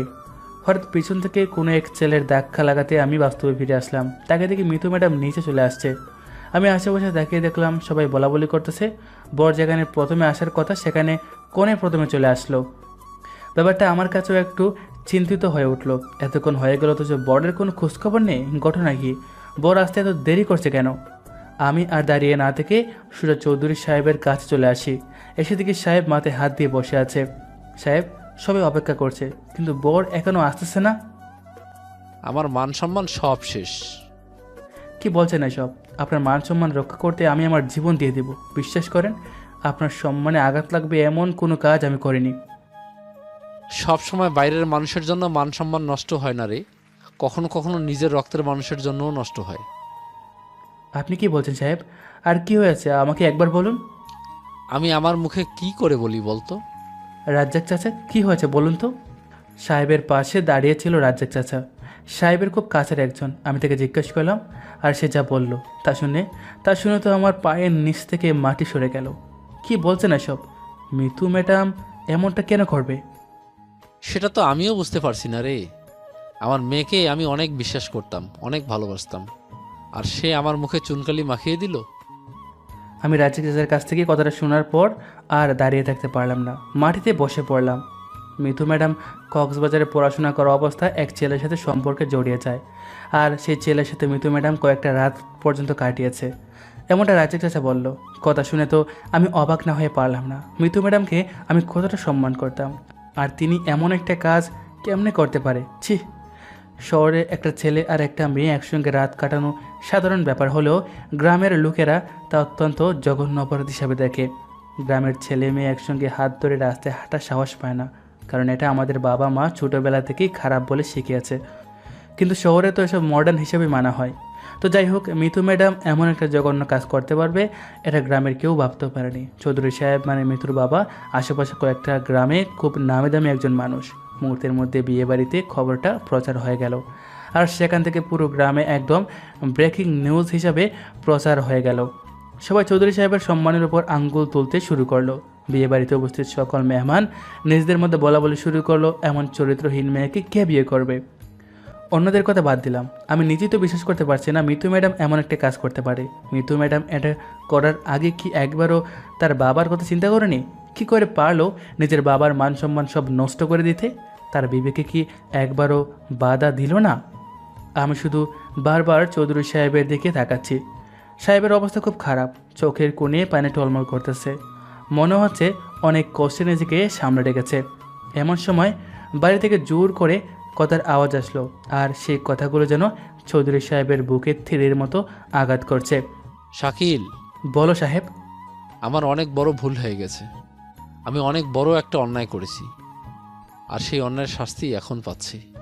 কি বলছেন সাহেব? আপনার মতো মানুষ কি করে অন্যায় করবে? আপনার মতো চরিত্রবান মানুষ কি করে ভুল করতে পারে? আমি বুঝতে পারছি আমার ভুল হয়েছে, আর সেটার শাস্তি হিসেবে সবাই আমাকে অপমান করছে। সবাই বলছে আমি মেয়েকে সঠিক শিক্ষা দিতে পারিনি। সবাই কি বলছে এটা বাদ দেন। তুই আমাকে এই শাস্তির হাত থেকে বাঁচা শাকিল। সাহেব, বাবা মারা যাওয়ার পর থেকে আপনার কাছে আশ্রয় পেয়েছি, আর সেই সময় ঠিক করে নিয়েছিলাম জীবনে কখনো আপনার সম্মান নষ্ট হতে দিব না। নিজের জীবন দিয়ে হলেও আপনার সম্মান টিকিয়ে রাখবো। শুধু একবার বলো, আমি এখন কি করতে পারি? তোর বাবা আর আমি একসময় খুব ভালো বন্ধু ছিলাম। ছোটবেলা থেকে একসাথে বড় হয়েছি। আমার বাবার সম্পত্তি ছিল বলে আমি এখানে পৌঁছেছি, কিন্তু তোর বাবার কেউ ছিল না, তাই আমি তাকে আমার কাছে রেখে দিয়েছিলাম। সে ছিল এখানকার কাজের লোক, কিন্তু আমার কাছে সে অনেক ভালো একজন বন্ধু। তাকে ছাড়া কোথাও যেতাম না। তখন আমি আর তোর বাবা ওয়াদা করছিলাম আমার ছেলে হলে তোর বাবার মেয়ের সাথে বিয়ে দিব, কিন্তু তোর বাবার ঘরে ছেলে হয় তুই আসিস, আর আমার ঘরে মিতু। যখন আস্তে আস্তে তোরা বড় হতে শুরু করলি, তখন তোরা দুজন একসাথেই সবসময় খেলাধুলা করতি। এটা দেখে আমার মধ্যে এক প্রকার হিংসে জন্ম হয়। আমার মেয়ে রাজরানী কি করে একটা কাজের লোকের বউ হতে পারে? আমি তোর বাবাকে দেওয়া ওয়াদা ভুলে গেলাম, আর ধন সম্পত্তির লোভে পড়ে মিতুকে শহরে পড়াশোনা করার জন্য পাঠিয়ে দিই। আর এখন তোর বাবা মারা যাওয়ার পর আমার মেয়েকে একটা ধনী ঘরের ছেলের সাথে বিয়ে দিতে চাইছিলাম। এতে আপনার দোষ নেই সাহেব। আমার মাটির গড়ে কি করে আকাশের একটা পরি থাকবে বলেন? আমরা গরিব, তাই গরিবদের মাঝে থাকা উচিত। না রে, তোর বাবাকে দেওয়া ওয়াদা ভঙ্গ করার জন্য আজকে আমার এই শাস্তি। দেখুন সাহেব, অযথা একটা দোষ নিজের উপরে চাপিয়ে নেবেন না। এই বিপদ থেকে তুই আমাকে রক্ষা করতে পারবি। বিপদ থেকে রক্ষা করার মালিক তো ওই একজনই, এতে আমি কি করতে পারি? আমি জানি বিপদ যে দিয়েছে সেই রক্ষা করবে, কিন্তু আমি আমার ভুলের প্রায়শ্চিত্ত করতে চাই। আপনি কি বলতে চাচ্ছেন? আমি জানি এটা বলা আমার ভুল হবে, কিন্তু আমার মান সম্মান যতটুকু আছে সেটা রক্ষা করতে এটা ছাড়া আর কোনো রাস্তা নেই। কিন্তু সাহেব, আমি কোথায় আর আপনার মেয়ে কোথায়? এটার ভেদাভেদ করার শাস্তি আজ পাচ্ছি আমি। তুই আর আমাকে লজ্জা দিস না। কিন্তু সাহেব, আপনার মেয়ে কি মানবে? না রে, আমি আমার মেয়ের দোষ তোর উপর চাপিয়ে দিতে চাই না। আমার ভাগ্যে যা আছে তাই হবে।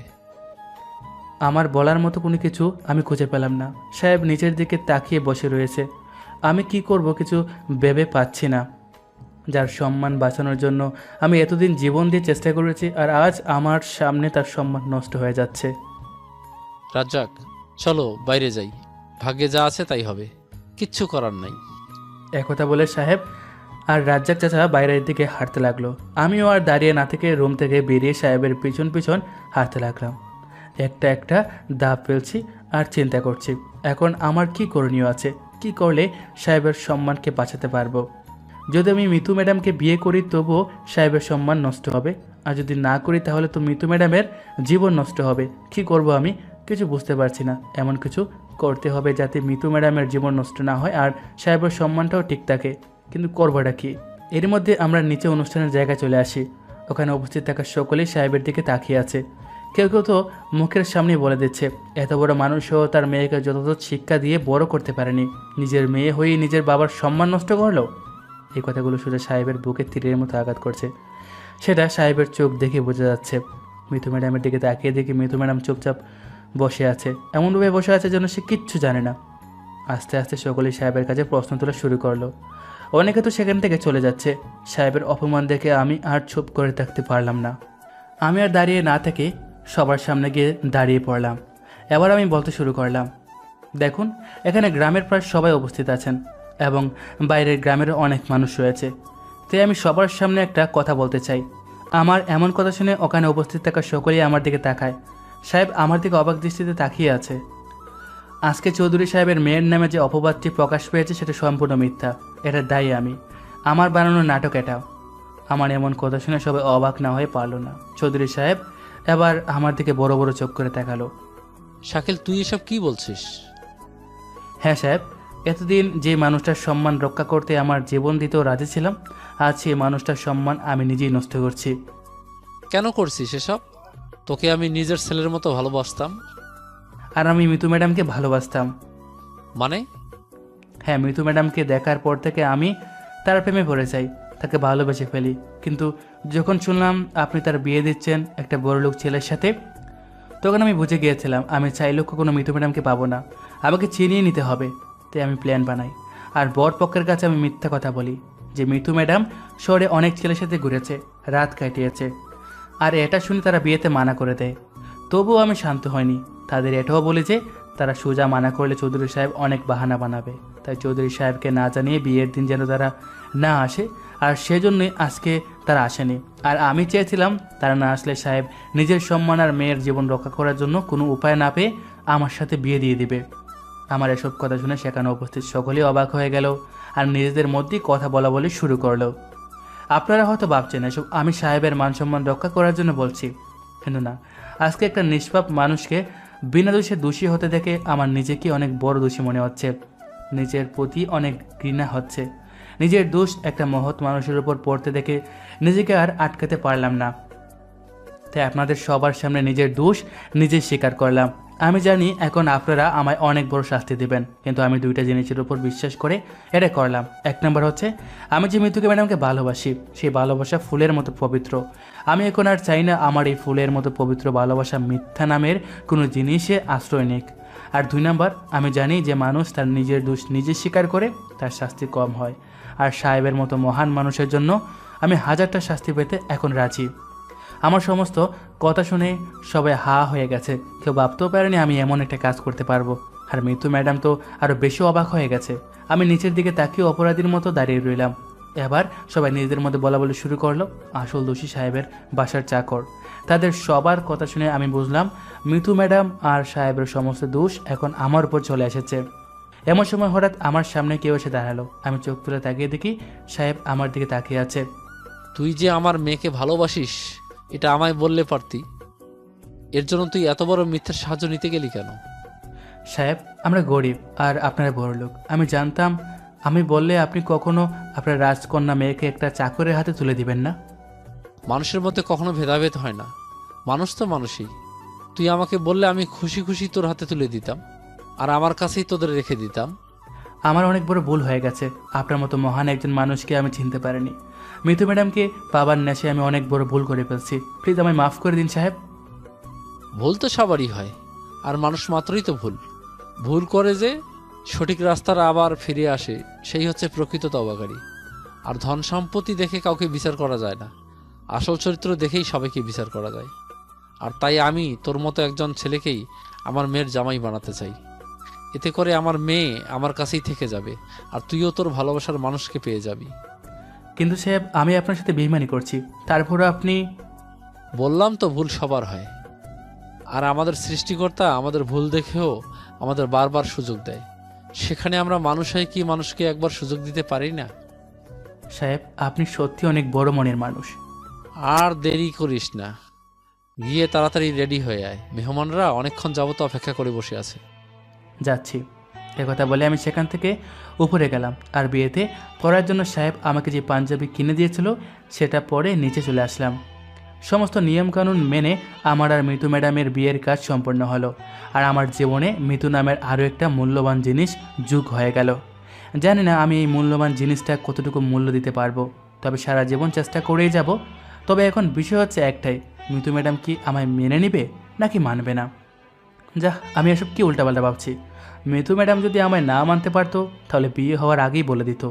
বিয়েটা যখন হয়ে গেছে তাহলে নিশ্চয়ই মেনে নেবে। যাই, এবার আমার বাসর রাত।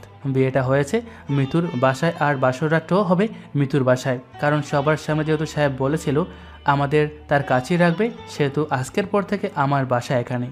আর সেই সূত্রে আজ আমার আর মিতুর বাসর রাতটা এখানে অনুষ্ঠিত হবে। গ্রামে আমার তেমন কোনো বন্ধু ছিল না, শুধু দুজন বেস্ট ফ্রেন্ড ছিল, রকি আর সিয়াম। কিরে, তলে তলে এত দূর পৌঁছে গেছিস অথচ আমরা জানতেও পারিনি। এখন তো জানতে পারলি না কি? তা মামা, খাওয়া দাওয়া করাচ্ছিস কবে? আজকেই তো খাইলি। আরে এটা তো বিয়ের খেলাম, কিন্তু তুই তোর বিয়ে উপলক্ষে ট্রিট দিবি। আমার শ্বশুর বাসায় যেটা খাইছিস ওইটাই শেষ, আর কোনো কিছু পাবি না। যা এখান থেকে। বাপরে মামা, বিড়াল মারার জন্য আর তর্স হচ্ছে না। আরে তেমন কিছু না। বড়লোকের রাজকন্যাকে তো বিয়ে করে নিলি, এবার তাকে সামলাতে পারবি তো? তোরা এখন যা তো। মামা, ভালো করে বিড়াল মালিস, কোনো রকম ভুল করিস না যেন। যাবি তোরা? যাচ্ছি যাচ্ছি। তারপর রকি আর সিয়াম চলে গেল। এবার আমি বাসর করে মানে মিতু ম্যাডামের গড়ের দিকে রওনা হলাম। আর এখন তো মিতু ম্যাডাম আমার বিয়ে করাবো। এখন কেন ম্যাডাম বলছি, আমি মনে মনে এসব ভাবছিলাম। তখন হঠাৎ করে সাহেব আমাকে ডাকলো। আমি তাড়াহুড়ো করে সাহেবের কাছে চলে গেলাম। হ্যাঁ সাহেব, বলেন। একটা কথা বল, সবার সামনে যা বললি সেগুলো কি সত্যি? বাদ দেন না, যা হবার তা তো হয়ে গেছে। না, তুই আমাকে সব সত্যিটা বল। সাহেব, আমি দুনিয়ার সব মানুষের কাছে অপরাধী হয়ে থাকতে পারবো, কিন্তু আপনার কাছে আমি অপরাধী হয়ে কখনো থাকতে পারবো না। কারণ বাবা মারা যাওয়ার পর আমি আপনাকে আমার বাবার মতো ভালোবেসেছি, সম্মান করেছি। তাহলে বল। আমি আপনার সম্মান বাঁচানোর জন্য এসব কিছু বানিয়ে বলছি, যাতে মিতু ম্যাডামের উপর থেকে সব দোষ আমার উপর পড়ে। কিন্তু তুই এটা কেন করলি? সাহেব, আপনি এই এলাকার একটা নামধন্য ব্যক্তি। আপনার মেয়ের উপর এমন দোষ পড়লে আপনার সহ আপনার মেয়েরও মান সম্মানে আঘাত লাগবে। কিন্তু সাহেব, আমরা গরিব, আমাদের আগে পিছে কিচ্ছু নেই। একথা শুনে সাহেব আমার জড়িয়ে ধরল আর কান্নামাখা নরম সুরে বলল, আমার মেয়ে হয়ে আমার মান সম্মানের কথা একবারও ভাবিনি, আর তুই আমার মান সম্মানের কথা ভেবে নিজের জীবনটাই নষ্ট করলি। তুই আজ থেকে আমার ছেলে। জীবন নষ্ট করার কি আছে সাহেব? বিয়ে তো একদিন করতেই হতো। আমার তো এটা অনেক বড় ভাগ্য যে চৌধুরী বাড়ির জামাই হতে পারছি। যা, এবার বাসর ঘরে যা। জি। তারপর সাহেবের কাছ থেকে বিদায় নিয়ে আমি রুমের দরজার সামনে দাঁড়িয়ে পড়লাম। একবার ভাবছি ভিতরে যাব, আরেকবার ভাবছি যাব না। এত চিন্তা ভাবনা পিছনে রেখে দরজায় ধাক্কা মেরে দিলাম। ধাক্কা দেওয়ার সাথে সাথে দরজা খুলে গেল। আমি ডান পা এগিয়ে দিয়ে রুমে প্রবেশ করলাম। চোখ খুলে আমি খাট খুঁজতে লাগলাম। কারণ বড় লোকদের বাড়িতে ঘরগুলো বড় বড় হয় আর খাট কোথায় থাকে তার ঠিক নেই। ঘরের চারদিকে নজর দিতে দেখলাম একপাশে কাঠ আর খাটের উপর হিয়া বড় ঘুমটা টেনে বসে মিতু ম্যাডাম টুকু মিথু। এটা দেখে আমার মনের মধ্যে একটা একটা করে 3টা লাড্ডু ফুটতে শুরু করলো। আমি দরজাটা আস্তে লাগিয়ে কাঠের পাশে গিয়ে দাঁড়িয়ে পড়লাম। আমি খাটের উপর মিতুর পাশে বসতে যাব এমন সময় মিতু তার মুখের উপর থেকে ঘুমটা সরিয়ে একটা ধমক দিয়ে বলে উঠল, খবরদার আমার কাছে আসার চেষ্টাও করবি না। কথাটা শুনে আমার মনের 3 নম্বর লাড্ডু ফুটুস করে ফেটে গেল। বুঝে গেলাম বউ থেকেও আমায় সিঙ্গল থাকতে হবে। তুমি কি এই বিয়েতে রাজি নও? চুপ কর, চাকরের ছেলে চাকর। তুই আমায় তুমি করে বলার সাহস কোথায় পেলি? সাহস তো এমনিতেই চলে আসলো, কারণ এখন আমি তোমার খাতা কলমের স্বামী। Shut up. নিজের জায়গাটা একবার দেখ আর আমার জায়গাটা একবার দেখ। তুই এই বাসার চাকর আর আমি এই বাসার মালিক, সো নিজের লিমিটে থাক। ও হ্যাঁ, আমি তো বলেই গেছিলাম যে আমি এই বাসার একজন সাধারণ চাকর মাত্র। এই তো ঠিকই বুঝতে পেরেছিস। এখন চুপচাপ এই ঘর থেকে বের হয়ে যা আর চাকর চাকরের মতো হয়ে থাক, যা। দেখুন, আমি আপনার আর সাহেবের জন্য সবার সামনে অনেক বড় মিথ্যা বলেছি। এখন আপনাদের সম্মান রক্ষা করতে আমার সাথে থাকতেই হবে। ও হ্যালো, তুই সবার সামনে গিয়ে একটা বিশাল কাহিনী বলেই নিজেকে এত মহান ভাবিস না, কারণ তোর এই কাজে আমার কোনো উপকার হবে না। কেননা এই সমস্ত প্ল্যান তো আমার নিজেরই ছিল। কি বলছেন এসব? হ্যাঁ, আমি নিজে আমার নামে মিথ্যা অপবাদ ছড়িয়ে সমস্ত নিয়ম ভঙ্গ করে সবার সামনে নিষ্পাপ হয়ে বসেছিলাম। আপনি এমনটা কেন করলেন? আপনি কি জানেন এটা সাহেব জানতে পারলে কতটা কষ্ট পাবে? তাতে আমার কিছু যায় আসে না। যেই বাবা নিজের মেয়ের স্বাধীনতা বুঝে না, সেই বাবার কোনো দরকার নেই আমার। রাস্তায় রাস্তায় অচেনা ছেলেদের সাথে হাত ধরে ঘুরে বেড়ানোই কি আপনার স্বাধীনতা? রাতের পর রাত একটা অচেনা ছেলের সাথে রাত কাটানোই কি আপনার স্বাধীনতা? নিজের ইজ্জত সম্মান অন্যের কাছে বিলিয়ে দেওয়াই কি আপনার স্বাধীনতা? চাকরের ছেলে চাকর, তুই এসবের কি বুঝবি? তুই তো একটা ফকিরের ছেলে। হ্যাঁ, আমি ফকিরের ছেলে, কিন্তু সম্মান আপনার মতো মেয়ের থেকে বেশি আছে। চুপ, একদম চুপ, বেশি কথা বলবি না। আপনি নিজের বাবার সাথে তো বেইমানি করতে পারলেন। হ্যাঁ পারলাম। নিজের ভালোবাসাকে পাওয়ার জন্য আমি সব কিছু করতে পারি। ভালোবাসা? কিসের ভালোবাসা? রকি, রকি আমার ভালোবাসা।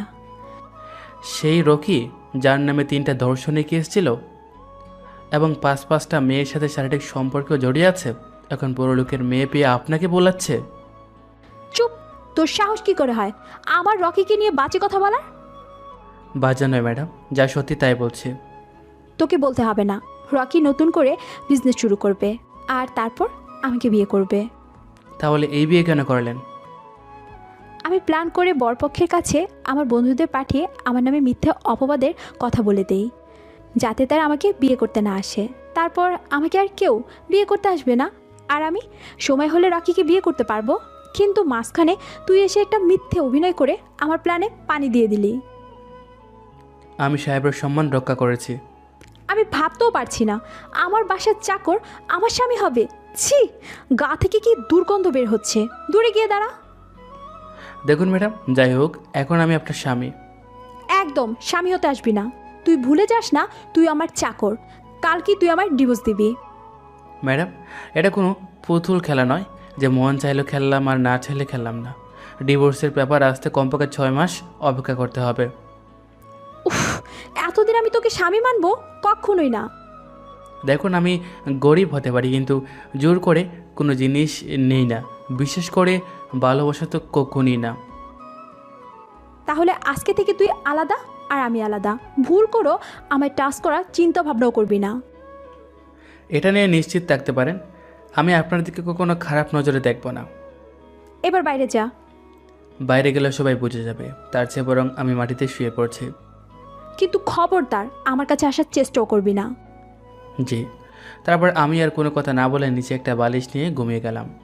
পরদিন সকালে উঠে আমি আমার কাজ করতে চাই, কিন্তু সাহেব আমাকে আর কাজ করতে দেয় না।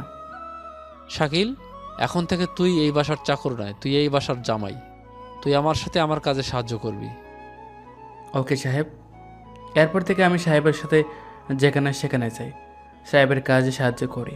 রাত হলে আমি মিতু ম্যাডামের রুমে গিয়ে সোফায় ঘুমিয়ে থাকি। এভাবে দিন কাটতে লাগে। সাহেবের সাথে কাজ করতে করতে আমার ভালোই দিন যাচ্ছিল। আর বেশ কয়েকদিন পর আস্তে আস্তে মিতুর সাথেও আমার একটা বন্ধুত্বপূর্ণ সম্পর্ক গড়ে ওঠে। এখন মিতু আমার সাথে ভালোই করেই কথা বলে, আমিও তার সাথে ভালোভাবেই কথা বলি। কিন্তু ভালো করে কথা বললেই তো আর সব কিছু হয়ে যায় না। মিতু আর আমার মধ্যে ঠিক ততটাই দূরত্ব রয়েছে যতটা বাসর রাতে ছিল। এখনও আমি সোফায় ঘুমাই আর মিতু খাটে। এখন পর্যন্ত আমি মিতুর দিকে ঠিকমতো চোখ তুলে তাকাতেও সাহস পাইনি। আরেকটা কথা, মিতু প্রতিদিন রাতে ফোনে কার কার সাথে যেন কথা বলে। কথা বলবে বলুক, নিষেধ নাই, কিন্তু পাহাড় আর কাজে আমাকেই রাখে। ফোনে রোমান্টিক কথা বলে আর আমি তার স্বামী হয়ে দাঁড়িয়ে থেকে নিশ্চুপ শুনে যাই। কতটা দুর্ভাগ্য হলে নিজের বিয়ে করা বউয়ের প্রেমালাপ শুনতে হয়, কিন্তু কোনো কথা বলার মতো সাহস থাকে না। মিতু আমার স্বামী বলে মানে না, কিন্তু যতদিন বেঁচে থাকবো ততদিন আমি মিতুকেই আমার স্ত্রী হিসেবে মেনে যাব। কারণ পবিত্র কালামকে সাক্ষী রেখে আমি তাকে বিয়ে করেছি। তো যাই হোক, এরই মধ্যে দিয়ে আমার দিন মোটামুটি ভালোই কাটছিল, কিন্তু মনের মধ্যে একটা অজানা কষ্ট যেন সবসময় লেগেই থাকে। একদিন সাহেব একটা কাজে পাশের গ্রামে গেলেন। সন্ধ্যায় ফোন দিয়ে বলল সাহেব নাকি আজকে আসতে পারবে না। আমিও সাহেবের সাথে যেতে চেয়েছিলাম, কিন্তু অনেক দেরি হবে, সেজন্য বাসায় আমায় রেখে সাহেব, যাতে আমি বাড়ি দেখে রাখি। তো এই খবর আমি যখনই মিতুকে এসে বলি, মিতু তো অনেক খুশি হয়, কিন্তু আমি তার খুশি হওয়ার কারণ খুঁজে পাই না। শাকিল, তোমায় একটা কাজ দিব, করতে পারবে তো? অবশ্যই করতে পারবো, বলো। আমি একটা খাতায় কয়েকটা জিনিসের লিস্ট লিখে দিচ্ছি, তুমি বাজারে গিয়ে চুপি চুপি সেগুলো নিয়ে আসবে, কিন্তু দেখবে না। ওকে, আমি দেখবো না। এটা মেয়েদের ব্যাপার, তাই প্লিজ দেখবা না, তোমায় বিশ্বাস করে আনতে দিচ্ছি। ওকে। তারপর আমি মিতু ম্যাডামের কাছ থেকে লিস্ট নিয়ে সেই সন্ধ্যাবেলা বাজারে রওনা হলাম। কিছুক্ষণের মধ্যে বাজারে এসে একটা ফাঁকা দোকানে গিয়ে লিস্টটা দেখালাম। লিস্টটা দোকানদার দেখে কিছুক্ষণের জন্য আমার দিকে অবাক দৃষ্টিতে তাকিয়ে রইল। ব্যাপারটা আমি কিছু বুঝলাম না। ভাবলাম হয়তো মেয়েদের জিনিসপত্র নিতে দেখে দোকানদার অবাক হলো। এটা ভেবে আমি দোকানদারকে বললাম যেন কালো পলিথিন দিয়ে ভালো করে মুড়িয়ে একটা ব্যাগে দেয়। দোকানদার আমার কথা অনুযায়ী দিল। আমি সেগুলো নিয়ে আবার বাড়িতে চলে আসলাম। বাড়িতে এসে সোজা মিতুর রুমে গেলাম। মিতু আমার দিকে দৌড়ে গিয়ে নিচ থেকে একটা গ্লাস নিয়ে এসে দরজাটা লাগিয়ে দিল। দরজা লাগিয়ে এসে আমার হাত থেকে সেগুলো নিয়ে মেঝেতে বসে পড়ল। এগুলো কি? এগুলো হিন্দি ভাষায় দারু আর বাংলা ভাষায় মদ। কি, তুমি আমার দিয়ে মদ আনিয়ে নিলে? হ্যাঁ, তো কি আনিয়ে নিতাম। এই জন্য এই দোকানদার আমার দিকে অবাক হয়ে তাকিয়েছিল। ছি ছি ছি, এই গ্রামে আমার একটা ইজ্জত বলে কিছু আছে, তুমি সেটারও 12টা বাজিয়ে দিলে। বেশি কথা না বলে চুপচাপ বসে থাকো। আমি আর কথা না বলে চুপচাপ বসে থেকে মিতুর কাণ্ড দেখছিলাম। মিতু সেগুলো ভালো করে মিক্সার করে গ্লাসে ঢেলে খেয়ে নিল। তুমি এসব খাও কি করে? আমি গন্ধই তো নিতে পারছি না। খাবে নাকি একটু? না না, এসব আমার দ্বারা হবে না, আর এসব শরীরের পক্ষে ভালো না। তুমি খেও না প্লিজ। দেখ, তোর এসব জ্ঞানমূলক কথা শুনলে আমার রাগ ওঠে। শরীর তোমার খারাপ হয়ে যাবে তো, এগুলো ভালো না। একবার খেয়ে দেখ কত স্বাদ। নে নে, একবার খা, নে। না না, আমি খাবো না। আরে একবার খা, একবার খেলে কিচ্ছু হবে না। আমি যতবারই মানা করছি মিতু ততবারই জেদ করছে।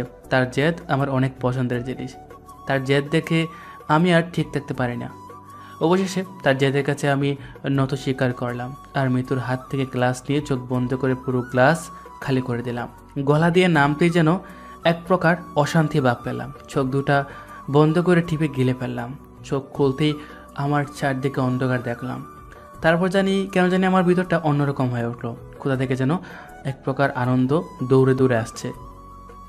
কিরে, কেমন লাগলো? মিতু তুতলাতে কথাটা বলল। আমি এবার তার দিকে তাকিয়ে কিছুক্ষণ চুপ থাকার পর তার কথার জবাবটা ছুঁড়ে মারলাম। কেমন যেন একটা গলাটা টেনে ধরছে। আরেক গ্লাস খেয়ে নে, দেখবি ভালো লাগবে। মিতুর কথা শুনে তার দিকে তাকিয়ে রইলাম। তখন মিতু আমার হাত থেকে গ্লাসটা নিয়ে আরও কিছুটা ঢেলে দিল। আমার সামনে এগিয়ে দিতে আমি আবারও পুরো গ্লাস ফাঁকা করে দিলাম।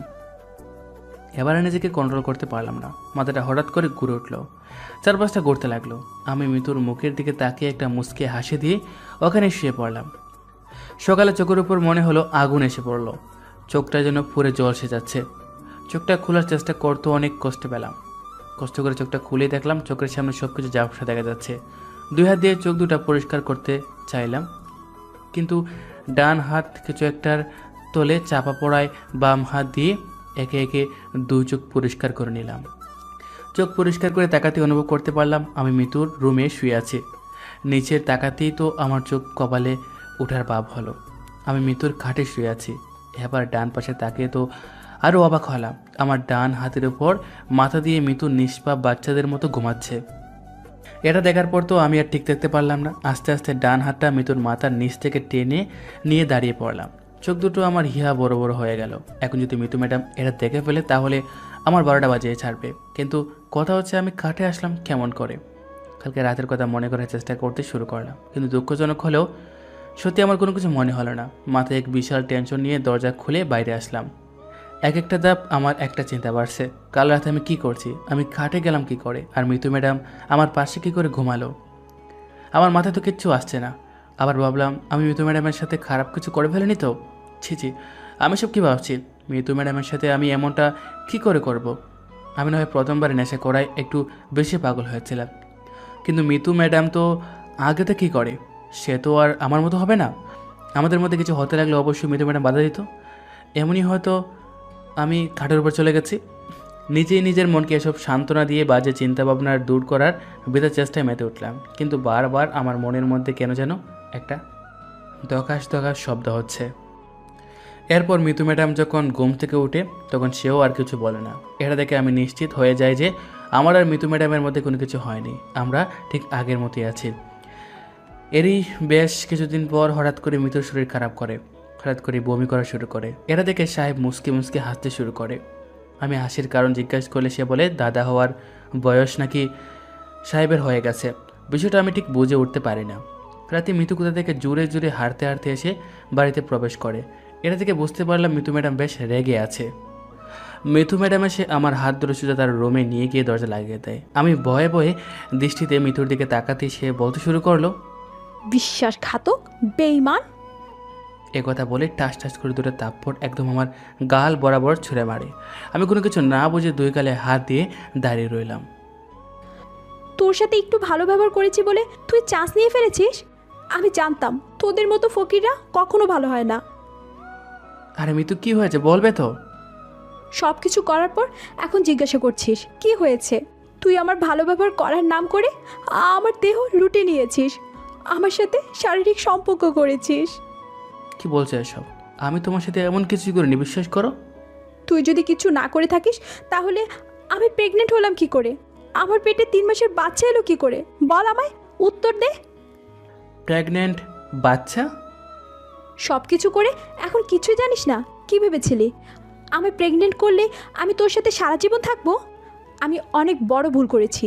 তোর মতো একটা চরিত্রহীন বেঈমান ছেলেকে বিশ্বাস করেছিলাম, বন্ধু ভেবেছিলাম তোকে, আর তুই কি করলি এটা? ছি ছি ছি। কথাটা বলি মিতু কান্না করতে করতে খাটের উপর বসে পড়ে। আর মিতু এসব কথা তো আমার মাথার উপর দিয়ে যাচ্ছিল। আমার জানা মতে তো আমি মিতুর সাথে তেমন কিছু করি নাই। ঠিক এমন সময় সেই রাতের কথা মনে হলো, যেই রাতে আমি নেশে করে পাগল হয়ে মিতুর সাথে একই কাটে শুয়েছিলাম। দেখো মিতু, এসব কিছু একটা অ্যাক্সিডেন্টের মতো হয়ে গেছে। সেই রাতে দুজন নেশা করে কি করেছি দুজনে কেউ বলতে পারবো না। হ্যাঁ, সেই দিন তুই ইচ্ছে করে মদের সাথে কিছু একটা মিশিয়ে এনেছিলি, আর তারপর ছি ছি ছি।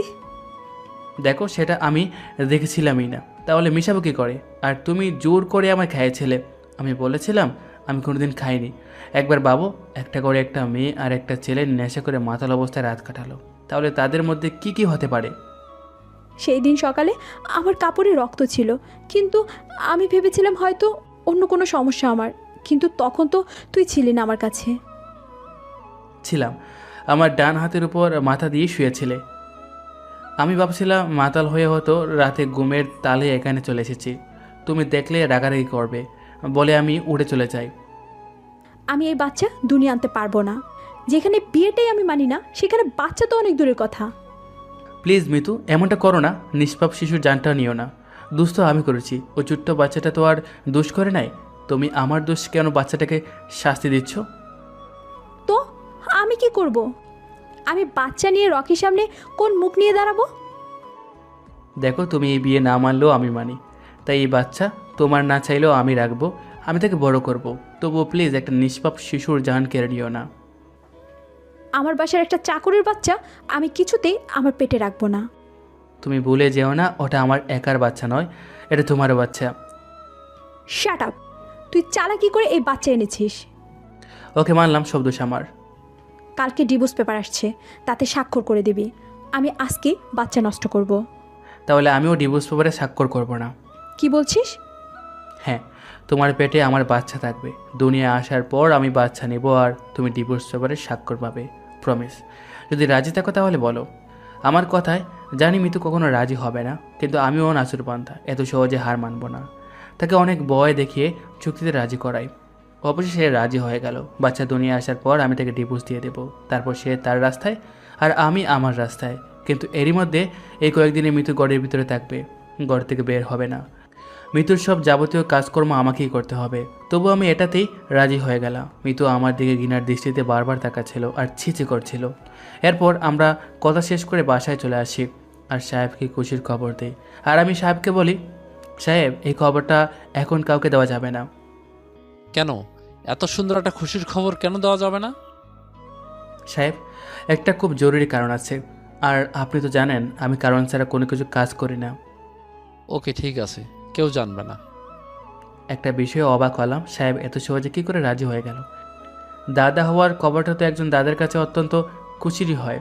তো যাই হোক, সাহেব রাজি হয়ে ভালোই হয়েছে। মিতু ম্যাডামের রকির কান পর্যন্ত তো একথা পৌঁছাবে না, কিন্তু আমি জানি এটা ভুল করছি আমি। কিন্তু কি করব, একটা নিষ্পাপ জীবনটাকে বাঁচাতেই হবে, আর সেটা তো আমার নিজের বাচ্চা। দেখতে দেখতে সময় কেটে গেল। অবশেষে ডেলিভারির সময় হয়ে গেল। গ্রামের কয়েকজন মহিলা এসে মিতু ম্যাডামকে নিয়ে রুমে গেল। কয়েক ঘন্টা পর খবর এলো আমি মেয়ের বাবা হয়েছে। এটা শুনে তো আমার খুশির সীমা রইল না, কিন্তু একটা দুঃখ রয়েই গেল। আমার জন্য আমার মেয়েটা মায়ের আদর থেকে বঞ্চিত হবে। সঙ্গে সঙ্গে আমি ভিতরে গিয়ে আমার মেয়েকে কোলে নিয়ে কপালে ছোট্ট করে একটা ভালোবাসা দিয়ে নাম লিখে দিলাম, আর তার নাম রাখলাম মরিয়ম, আমার মায়ের নাম। তারপর এক সপ্তাহের মধ্যে মিতু পুরোপুরি সুস্থ হয়ে গেল, আর রাতে আমার সামনে ডিভোর্স পেপার নিয়ে দাঁড়িয়ে গেল। শুনেছিলাম একটা সংসারের সুখ শান্তি না থাকলে সন্তান নিতে হয়, একটা সন্তান নাকি সংসারের সুখ শান্তি ফিরিয়ে আনে, কিন্তু আমার মেয়েটাও তার মায়ের পাথরের মতো মনকে গলাতে ব্যর্থ হলো। কোনো কিছু না ভেবে আমার দেওয়া কথা মতো ডিভোর্স পেপারে স্বাক্ষর করে দিলাম। পরদিন সকালেই সে কক্সবাজার চলে যাওয়ার কথা বলল। তোমার বাবাকে তো অন্তত বলে যাও। আমার আগে পিছনে কেউ নাই, আর বাবাকে বললে কখনো যেতে দিবে? যেতেই হবে কি? এত কিছুর পরও তুমি একই প্রশ্ন জিজ্ঞাসা করছো? আমাদের ছোট্ট মেয়ের মুখের দিকে তাকেও কি তোমার চলে যেতে মন চাচ্ছে? দেখো শাকিল, তুমি চুক্তি করেছিলে বলে আমি এই বাচ্চাকে এতদিন পেটে নিয়েছিলাম। এটা শুরু আমার জন্যই করছি। এখন এই বাচ্চাটা আমার নয়, এর সাথে আমার কোনো সম্পর্ক নেই। আচ্ছা তাহলে যাও। জানি আমি আটকালেও সে থাকবে না, তাই বিয়ের চেষ্টা করলাম না আর। পরদিন সকালে মিতু কক্সবাজার বেরিয়ে চলে গেল। আমি এই এক সপ্তাহ বয়সের বাচ্চাকে নিয়ে কোথায় যাব, কী করব, কিচ্ছু বুঝে উঠতে পারলাম না। মিতুকে বিয়ে করার কারণে আমি এই বাসায় আশ্রয় ছিলাম, এখন তো সেই সম্পর্কও নেই। মরিয়মকে কোলে নিয়ে আমি বেরিয়ে চলে আসছিলাম, তখন সাহেব আমার সামনে এসে দাঁড়িয়ে গেল। আমি সাহেবকে দেখে অবাক হলাম। মিতুকে দেখে ফেললো না তো? সাহেব আপনি? মিতুকে আমি আটকাইনি। যেই মা তার নিজের সন্তানের কথা একবারও চিন্তা করলো না, সে কখনো মানুষ হতে পারে না। আপনি এসব?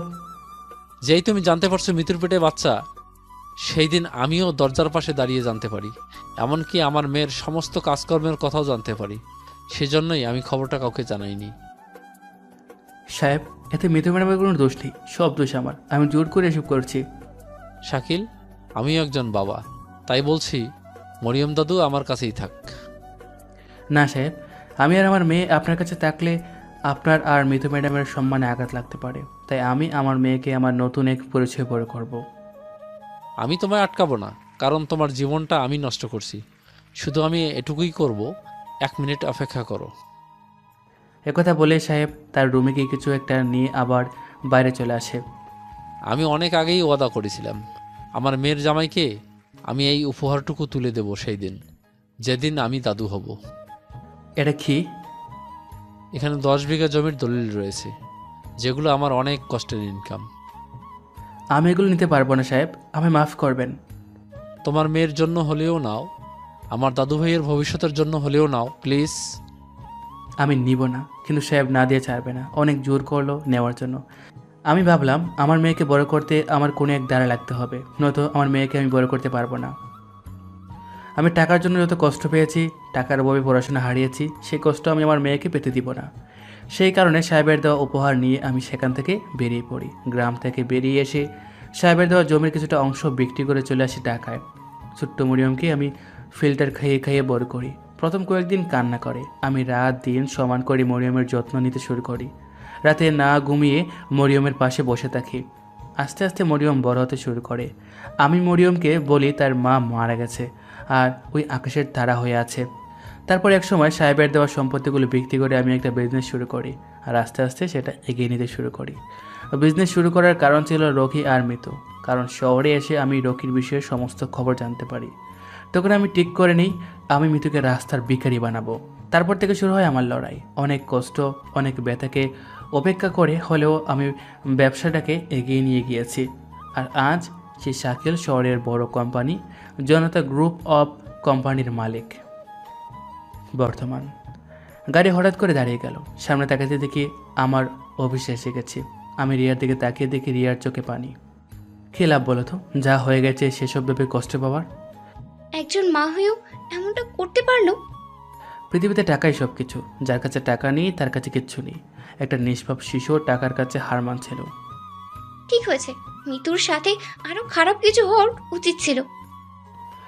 এবার নামবে নাকি এভাবেই বসে থাকবে? অফিসে চলে আসছি। আচ্ছা, নামছি। এরপর আমরা অফিসে চলে গেলাম। অফিসে কাজের মধ্যে আবার ব্যস্ত হয়ে পড়লাম। কেটে গেল আরও 2 দিন। 2 দিন পর আমি অফিসে বসে কাজ করছিলাম, তখন আমার ফোনটা বেজে ওঠে। কল রিসিভ করতে অফিস থেকে বলে, হ্যালো, আমি সিয়াম বলছি। হ্যাঁ সিয়াম বলো। আপনি মিতু ম্যাডামের উপর নজর রাখতে বলছিলেন? হ্যাঁ বলছিলাম। মিতু এখন কোথায়? মিতু তো রাস্তার পাশে আজ 2 দিন হচ্ছে শুয়ে থাকছে। আপনার কথা মতো আমি কালকে কিছু খাবার কিনে দিয়েছিলাম, কিন্তু আজকে ম্যাডামের অবস্থা খুব খারাপ। কেন, কি হয়েছে? মনে হচ্ছে ম্যাডাম অনেক অসুস্থ, মুখ দিয়ে রক্ত বের হচ্ছে। সকাল থেকে নড়াচড়া কিচ্ছু করে নাই। তুমি দেখো, আমি আসতেছি। Okay sir. তারপর আমি রিয়াকে নিয়ে সিয়ামের কাছে পৌঁছে গেলাম। এসে দেখি সত্যি সত্যি মিতুর অবস্থা অনেক খারাপ। রাস্তার পাশে মাটিতে শুয়ে আছে। কালো ময়লা ধরে একটা বোরকা পরে আছে। চোখগুলো কালো হয়ে গেছে, ঠোঁটগুলো সাদা হয়ে গেছে। আমি কি মিতুর পাশে বসলাম। মিতু, এই মিতু। মিতু শুধু হাতটা একটু নাড়ালো। আমি বুঝলাম মিতুর জ্ঞান আছে, কিন্তু না খেয়ে থাকার জন্য হয়তো অসুস্থ হয়ে গেছে। মিতুকে নিয়ে সোজা শহরের সবথেকে বড় হাসপাতালে গেলাম। ডাক্তার তাকে নিয়ে ভিতরে গেল। কয়েকজন নার্স মিলে তার কাপড় চেঞ্জ করে দিল। 20 মিনিট পর ডাক্তার বেরিয়ে আসলো। আমি ডাক্তারকে জিজ্ঞেস করলাম মিতুর কি হয়েছে। তখন ডাক্তার বলল মিতুর নাকি অনেক সমস্যা, শরীর অনেক দুর্বল হয়ে পড়েছে, ব্লাড ক্যান্সার দেখা দিয়েছে, এছাড়াও আরও অনেক কিছু। আমি ডাক্তারের হাতে ধরে বললাম যে করি হোক আমার মিতুকে বাঁচান। ডাক্তার শুধু বলল তারা নাকি যথেষ্ট চেষ্টা করবে। এটা শুনে তো আমার বুকটা কেঁপে উঠলো। নিজেকে অনেক অপরাধী মনে হলো। ভাইয়া, নিজেকে সামলাও, মিতু অপুর কিচ্ছু হবে না। মরিয়মকে ছোট থেকেই মায়ের জন্য কান্না করতে দেখেছি, কষ্ট পেতে দেখেছি, মিতুর বাবাকে কষ্ট পেতে দেখেছি। এসব দেখে আমার মনের মধ্যে মিতুর প্রতি অনেক ঘৃণা জন্মে যায়। প্রতিশোধের আগুন জ্বলে ওঠে, আর সেই প্রতিশোধ নিতে গিয়ে আমি তার জীবনটাই নিতে বসেছি। এতে তোমার কোনো দোষ নেই ভাইয়া। মিতু আপু তার অপরাধের শাস্তি পেয়েছে। আপুর কিচ্ছু হবে না। তোমার আর মরিয়মের ভালোবাসা মিতু আপুকে বাঁচিয়ে তুলবে, দেখে নিও। মিতু ওই দিন চিঠি দিয়ে আমায় বলেছিল সে নাকি এসব মানতে পারছে না। আমি যদি সেদিন গিয়ে তাকে নিয়ে আসতাম তাহলে ওই জানোয়ারগুলো আর আমার মিতুর উপর অত্যাচার করতে পারতো না। প্লিজ ভাইয়া, ভেঙে পড়ো না। তুমি ভাবে ভেঙে পড়লে তোমার মেয়ে কি হবে বলো? তার জন্য হলেও নিজেকে সামলাও, মিতু আপুর কিচ্ছু হবে না। হ্যাঁ, আমি নিজেকে সামলাবো, কঠিন হব। যতদিন না মিতু সুস্থ হচ্ছে ততদিন আমি মরিয়মকে কিচ্ছু বলবো না, কারণ আমি চাই না মরিয়ম তার মাকে ফিরে পেয়ে আবার হারিয়ে ফেলুক। হ্যাঁ, এটাই ভালো হবে।